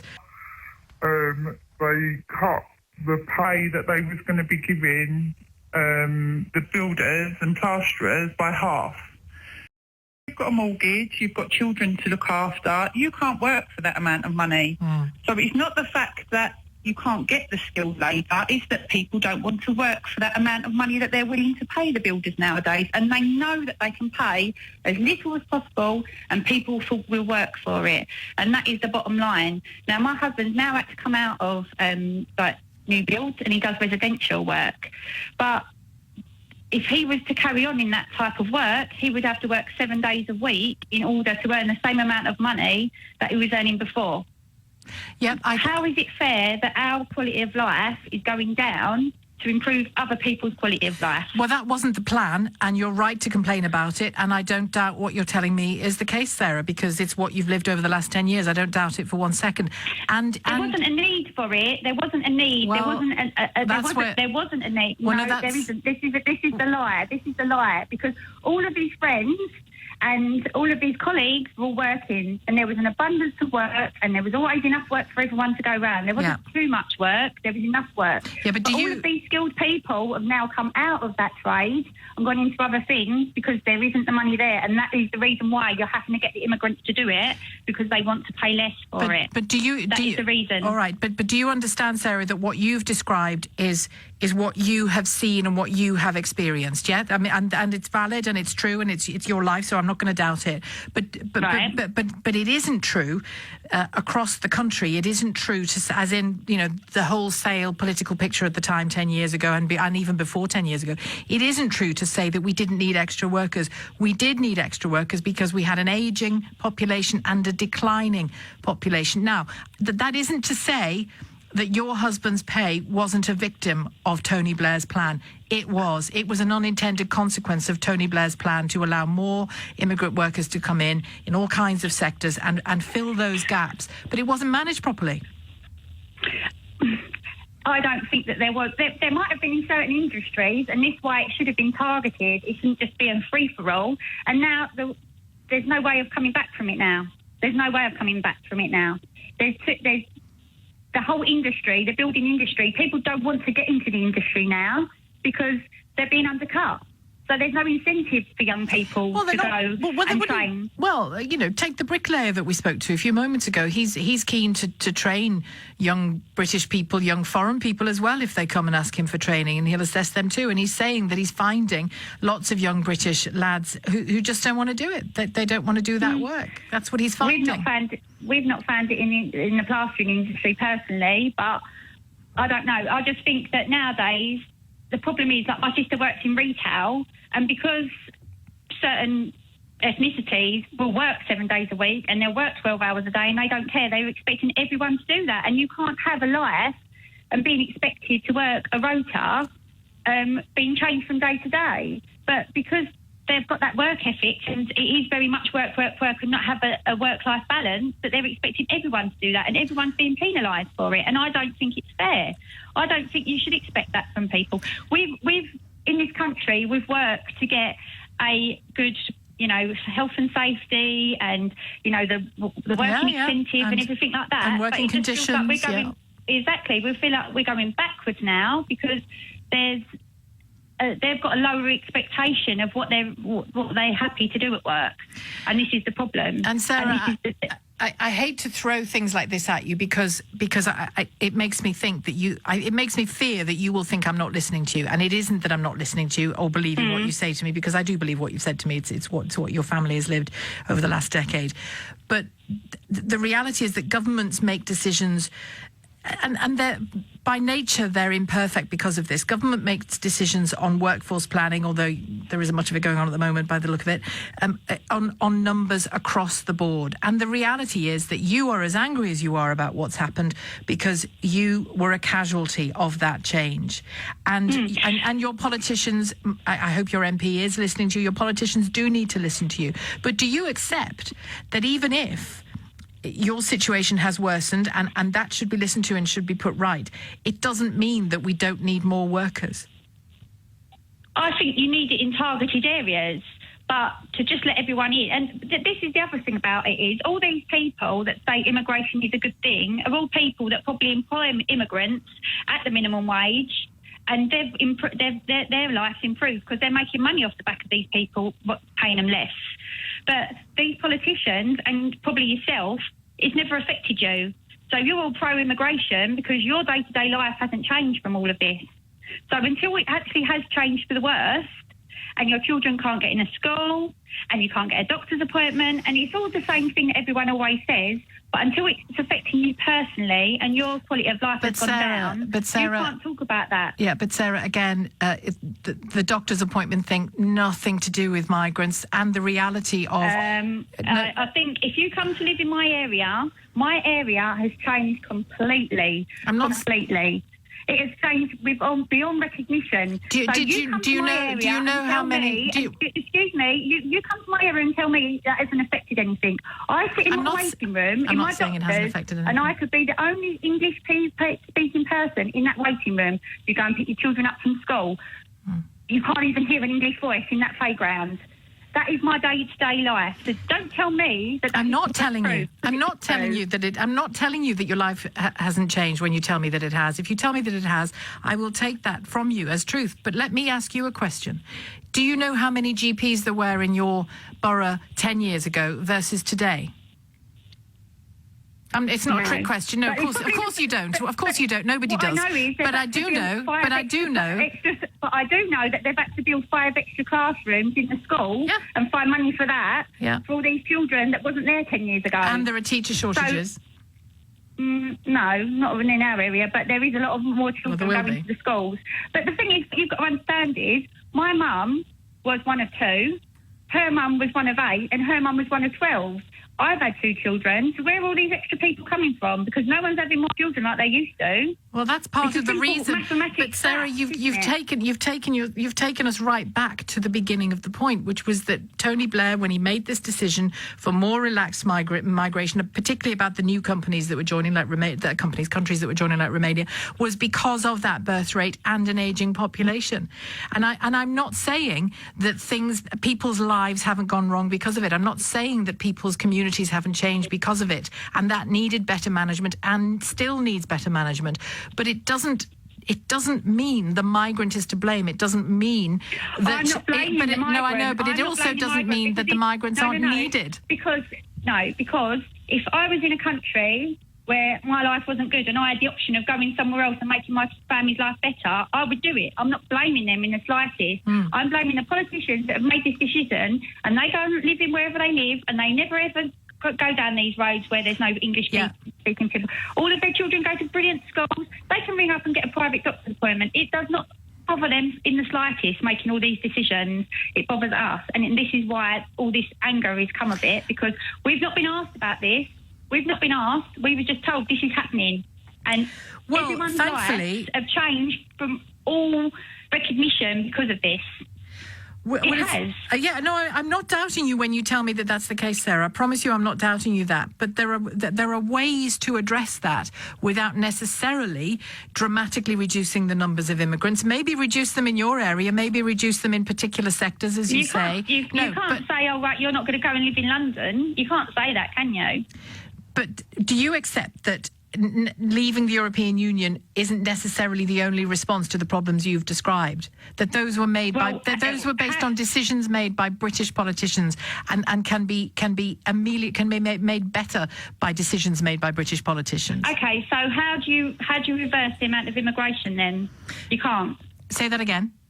How can you reverse the amount of immigration that's happened? You can't do that. It's not necessarily even the right thing to do, would be my argument. And I know that won't be music to your ears, Sarah, but it's all very well for a government to say... I think the unskilled migrants are not bringing anything personally to the pot, so they shouldn't be here.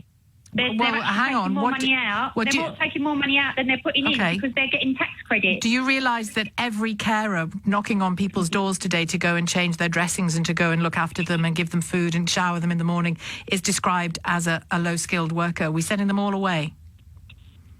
Pay more money to the carers to do the job, then you wouldn't have the issue. Which carers? Pay more money. They're paid minimum wage to go and do that type of job. But to which carers? To the carers that come. What do you mean? When you say pay more money to the carers, do you mean British people? Yeah, pay more money to the British people and then they'll want to do the job. This is the problem. No one wants to work for £8.20 an hour to go and work someone's farm. I'm sorry, no one wants to do that. But Sarah, you won't get any argument from me about saying pay carers more and professionalise that sector. You won't get any argument from me about that. But what if, and the numbers suggest that I'm right about this, what if we still need the numbers that we have or something like it to fill the over 100,000 vacancies that exist in the care sector? What if they can't all be British? What then? Then you assess them before they come here. You don't just let them in and then let them get a job. This is the problem. You can't just say, right, everyone just come in and you just do whatever you want to do. Live wherever you want to live. And we're going to give you tax credit, so we're going to give you child benefit to your children, even if they don't live in the country. And it doesn't make sense. And if after that assessment of all these EU citizens, because we won't even deal with non-EU countries at the moment, if after that assessment of all these EU citizens, we find that actually the same kind of people from the same kind of countries are coming in as came in similar numbers to when we were in the European Union, what's better, that we left the European Union and carried on bringing these people in, or that we stayed in the European Union and fought hard in this country to pay them properly, to train them properly? I know which choice I would make. But that's the problem. They've gone back and asked for that, and they've told them no. You need a quota of people, right? So you go, right, okay, we need some IT people. We've not got enough IT people. Sarah, we need Let's go out and find some. No, we did. David Cameron was looking for a break on immigration numbers. There's no evidence that we need it. There's no evidence that we need it. Yes, you've had uncomfortable experiences. I'm not ignoring them. I'm talking about across the board. And I know that we can't only talk about across the board because the lived realities of people's lives obviously matter as well. I just think we have gone from that position to throwing the baby out with the bathwater. To the country and a disgrace to the people of the country. So why do you think you can get away with it? Why are you calling for a second vote? Oh, because it's a very good idea. But we already had a vote. And you lost the people's vote. Traitors like you were told what the people feel. You are a traitor. You are a traitor to this country. You are on the side of Adolf Hitler. You are doing the work. That's no fun strong, Steve. You're not paying. Leave it, Steve. Oh, leave it. Oh! So do you fun drunk, Steve? Come on, Sobry. What is the problem? Why do you think you're better than 17.4 million? Come on. James Goddard has called from Westminster. Hello, James. You all right? James, hello. You're live on LBC. Yeah. I've seen people obviously online saying that she was attacked. She wasn't attacked. She was confronted because of her treacherous views. She's been adamant that she wants a second people's vote, but my point is we already have the people's vote. Now, I know some people don't agree with the methods that we use, but these people aren't listening to what the people want. I'm currently outside Parliament, outnumbered by about 30 Ramonas that are government funded. And yeah, I just wanted to come on tonight and explain what actually happened yesterday. She was called. Go on. All right, hang on. We'll get on to what you said about Remain campaigners being funded by the government in a minute and what evidence you have for that. But are you telling me, James, that you are one of the men who surrounded Anna Soubry and shouted at her yesterday? Surrounded her. She was confronted as she came out of Parliament. Now, I was the one that said that she was doing the dirty work of Adolf Hitler because, as we all know, Hitler wanted a united Europe with no nation states, with no sovereignty. The fact is this: the elite want us to be tied to the European Union because they're going to lose out financially if we leave the European Union. We've already had the vote. 2 years ago, David Cameron gave his speech at Chatham House where he told everybody the implications of leaving and what was going to happen. There would be no renegotiations. There would be no other votes. And these people just don't seem to get it through to their heads. And you can only ignore the will of the people for so long before people start to react. Okay. And now we were peaceful. You know, she wasn't You weren't assaulted. peaceful, James. You So weren't. how wasn't we peaceful? I'll tell you if you let me get a word in. I'll tell you. I'm very glad. I'm very glad you've called. Tell me truthfully, hand on heart, would you be happy for your wife, your daughters, your friends to be surrounded by a group of men your size, braying at them, comparing them to Hitler? hold on. Let's get a few things straight. Firstly, she had 2 police constables with her. Well, she needed them, didn't she? She needed them. Well, she didn't need them at all. Don't perpetrate lies. I'm sorry, James. No, I'm sorry, James. If I was walking through a train station or a high street and 3 or 4 men came that close to me and were braying at me and comparing me to Hitler and being aggressive verbally towards me, I would consider myself in danger, and I would expect someone, police officer or a member of the public, to protect me from you. So when she came out of Parliament, straight away, she went straight up to a police constable. I called her a traitor, because she is a traitor. She's anybody that goes against the will of the people are traitors. And let's remember this. These people are on the same side as people like Tony Blair, a war criminal. These people are on the same side as George Soros, Richard Branson. James. Important to say this. No, it's not. I'll tell you why it's not, because I've heard it all before. I'll tell you why it's not, because I've heard everything you've just said, Blair, Soros, Branson, all of that. You are repeating mantras that the far right repeats when it wants to get a point across. Right. No, yes. How am I far right when I vote Tory? It's not that much of a stretch, is it, sometimes, James? It depends which wing of the Tory... Well, it depends which... No, you have to listen sometimes. It depends which end of the Tory party you're talking about. It depends which issue you're talking about. Now, James, I want to focus as much as I can on the detail of what you've said, because it's important that I listen to you, right? So you said that the reason you raised Hitler is that Hitler wanted exactly what we have got now, the European Union. You know full well that Hitler wanted something altogether different, including mass murder, and you know that Hitler would have balked at the idea of a peaceful European Union operating in the way that it has in the last 40 years. You must know that, or you haven't investigated the Holocaust or the Second World War or Nazism. You do not know your history, James. Yes, I do, and I speak for I don't speak for every working class person, but there's a lot of people that... No, you don't any more than I do. And the problem is, the people that sit in Parliament are neglecting us all. They're not listening to what the people are saying. Now, we've already had this argument. We had this argument over 2 years ago that the people chose to leave the European Union. So every person that is actively working against that is a traitor. Is a traitor to the British people, is a traitor to the flag that they stand under, and quite frankly, James, they don't deserve to hold a seat in Parliament. Let me just say this quickly, because the left champions for women's rights and equal rights. Now, she was only confronted with words. So when it suits she wasn't. The left and when she it wasn't. suits the mainstream media, she wasn't. No. She wasn't. She wasn't only. You either have equal rights she or wasn't. You don't have equal rights. She wasn't. And are you going to tell me what's going on at 788-790 Finchley Road? She wasn't. She wasn't only attacked with words. And while we're on it, if she'd been called Alan Soubry, I'd have felt broadly the same about what you did yesterday. But I think even you must admit that burly men bearing down on a woman. Yeah, at least one of you. At least one of you is. Well, burly just means big and strong. That's what I'm saying. You are physically. Thank you for building me up physically. I'm not so sure about. No one had her. Look, we're peaceful people. But James, listen to me. What I'm trying to say. What I'm trying to say to you is whether she's a man or a woman. I think there is a slight difference because she's a woman in terms of a man verbally aggressing her is how I would describe it. But whether she was a man or a woman, hang on. You're making me laugh you up. No, aggressing her. It wasn't just verbal. It wasn't just verbal. If you get that close to somebody and follow them down the street, shouting at them and comparing them to Hitler, James, that is a crime. Okay, so what happened? It's a crime. If you did it to me when I walked out of if you did it to me when I walked out of this building, outside of his house with his children, he was, and that was terrible. That was terrible. So and it was. They're not talking about it, are they, though? All because we have a. Listen. We talked about it on the day. This is another valid point. We talked about it on the day. Answer that, James. James. Is a majority. Answer that. The left on Twitter aren't talking about it, are they? Because all of a sudden, because she's been confronted, no, we can't have this. I will continue to confront politicians. You can, of course. Male or female. All right.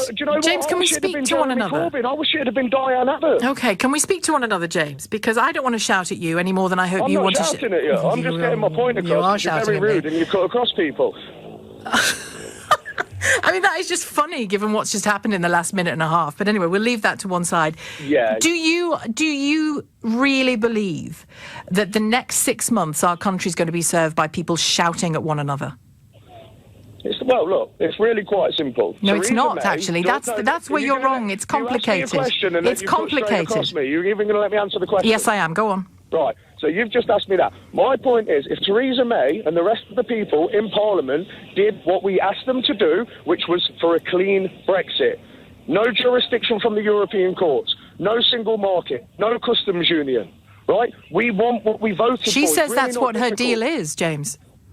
Well, she's not. Her deal is awful. We want no deal. Just crash out with no deal. Trade on World Trade Organisation terms. And if things get bad, then I'm sure we can negotiate something. I don't claim to know everything, but what I claim to know is that I stand up for what I believe in. And I'm currently facing about 30 to 40 people outside of Parliament now that have been here for 2 years, okay? I know who you mean. They're protesting. Yeah, so can you tell us why they're government funded? Why they're allowed to illegally Who's park funding their them? vehicles? Well, this is what I want to know. Well, you said at the beginning, James, my turn. You said at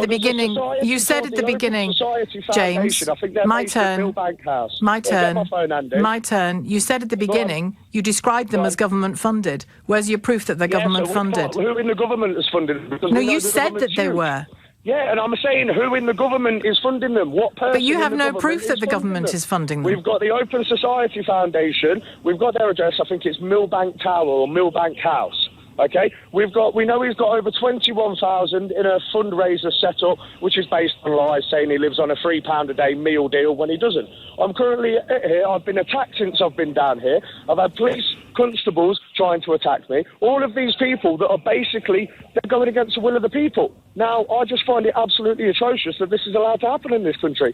They want to save the NHS. Why aren't they protesting about the NHS? Why aren't they doing something for that? Well, we can there all... must be some common ground we agree on. James, please. That's what my mum said. Yeah, I bet it is. God help her. Is there any point at which you understand that politics, general elections, local council elections, discussions like this one even, actually is how we do politics in this country? That frightening one another isn't how we do politics in this country? Is there a little bit of your brain that regrets what you did yesterday? Don't talk down to me, love. I'm not talking down to you. I don't regret anything that I did, and I will continue to do it because the political class needs to be held to account. At the end of the day, it's not just me that thinks like this. There are millions of people in this country that are angry with how they are being treated. Okay, Anna Soubry is naturally, and I support her in this, she's going to continue to do politics the way she's always done politics. What are you going to do next? I'm going to carry on doing what I'm doing, protesting every day and raising awareness. That's the limit, is it? I just want to mention this quickly because this is what the most important thing is in this entire country at the minute, the murder of Josh, Harry and George. They were murdered when they were making their way to a friend's 16th birthday party. The Met Police covered it up, the CPS... James, I don't think we can go into that at the moment just because I don't know the case you're talking about. I'm going to keep it to Brexit. Oh, you're going to talk over again. I'm going to have to leave it, I'm afraid. That is a man who says he knows how to do democracy better than Anna Soubry. I'll leave you to decide whether that's the case or not. The usual tricks. Now, this is the problem with the media. What you've actually done is demonise the so-called far right, when in fact this is the left, who are the violent people. I mean, OK, Hitler was mentioned. Well, who caused more people to die, Hitler or the communists, Stalin? We all know the answer to that, don't we?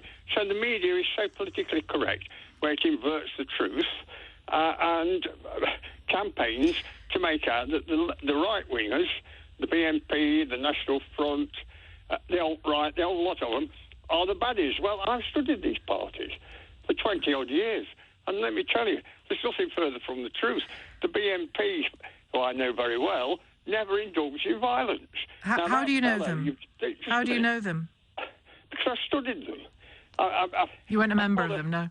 Pardon? You were a member, were you? No?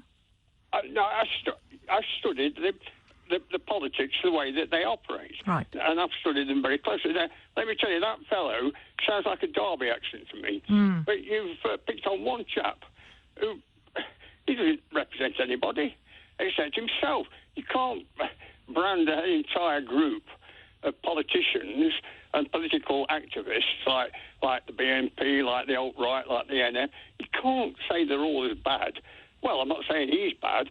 A lot of what he said is very true. But the thing I'm talking about, and by the way, I didn't say anything about, and I'm not particularly this hour, I mean, you feel free to yourself, but I'm not focusing on the hard left, the far right. In his case, I think you would agree, wouldn't you, given his views, given how he said to me himself he had voted, that he's right-wing, yeah? Yeah. Yeah, okay. That's all. So I'm just reflecting what that particular individual said. But I disagree with you when you say that the BNP and the National Front and the alt-right don't have violence at the heart of what they do. And well, that may be true, but I'm still allowed a view. I'm absolutely sure it's true. Well, I'm still allowed a view that's different to yours, Phil, and you're allowed to have one that's different to mine, which you're airing. Now? Have I finished? Well, you tell me. Oh, no, sorry, I can carry on. The thing is, I've studied it very closely. I've written papers on it, written documents on it about the way in which the media do not portray these groups properly. For instance, you'll get a newspaper picture, and all it will show you is the man in the crowd who's got no hair. So therefore, he's a skinhead. So any sensible politicians in these right-wing groups are dismissed by the mass of the public as thugs. So nobody dare vote for them. So when UKIP are created to take away BNP votes, which they did very well, because I asked people who voted UKIP, oh yeah, we voted for the British what's-it party, but they voted for the UKIP. The British National Party. You need to go back to your studies if you can't remember their name. Thank you, Phil, for your call. Phil in Harby in Leicestershire. I know he's a moron.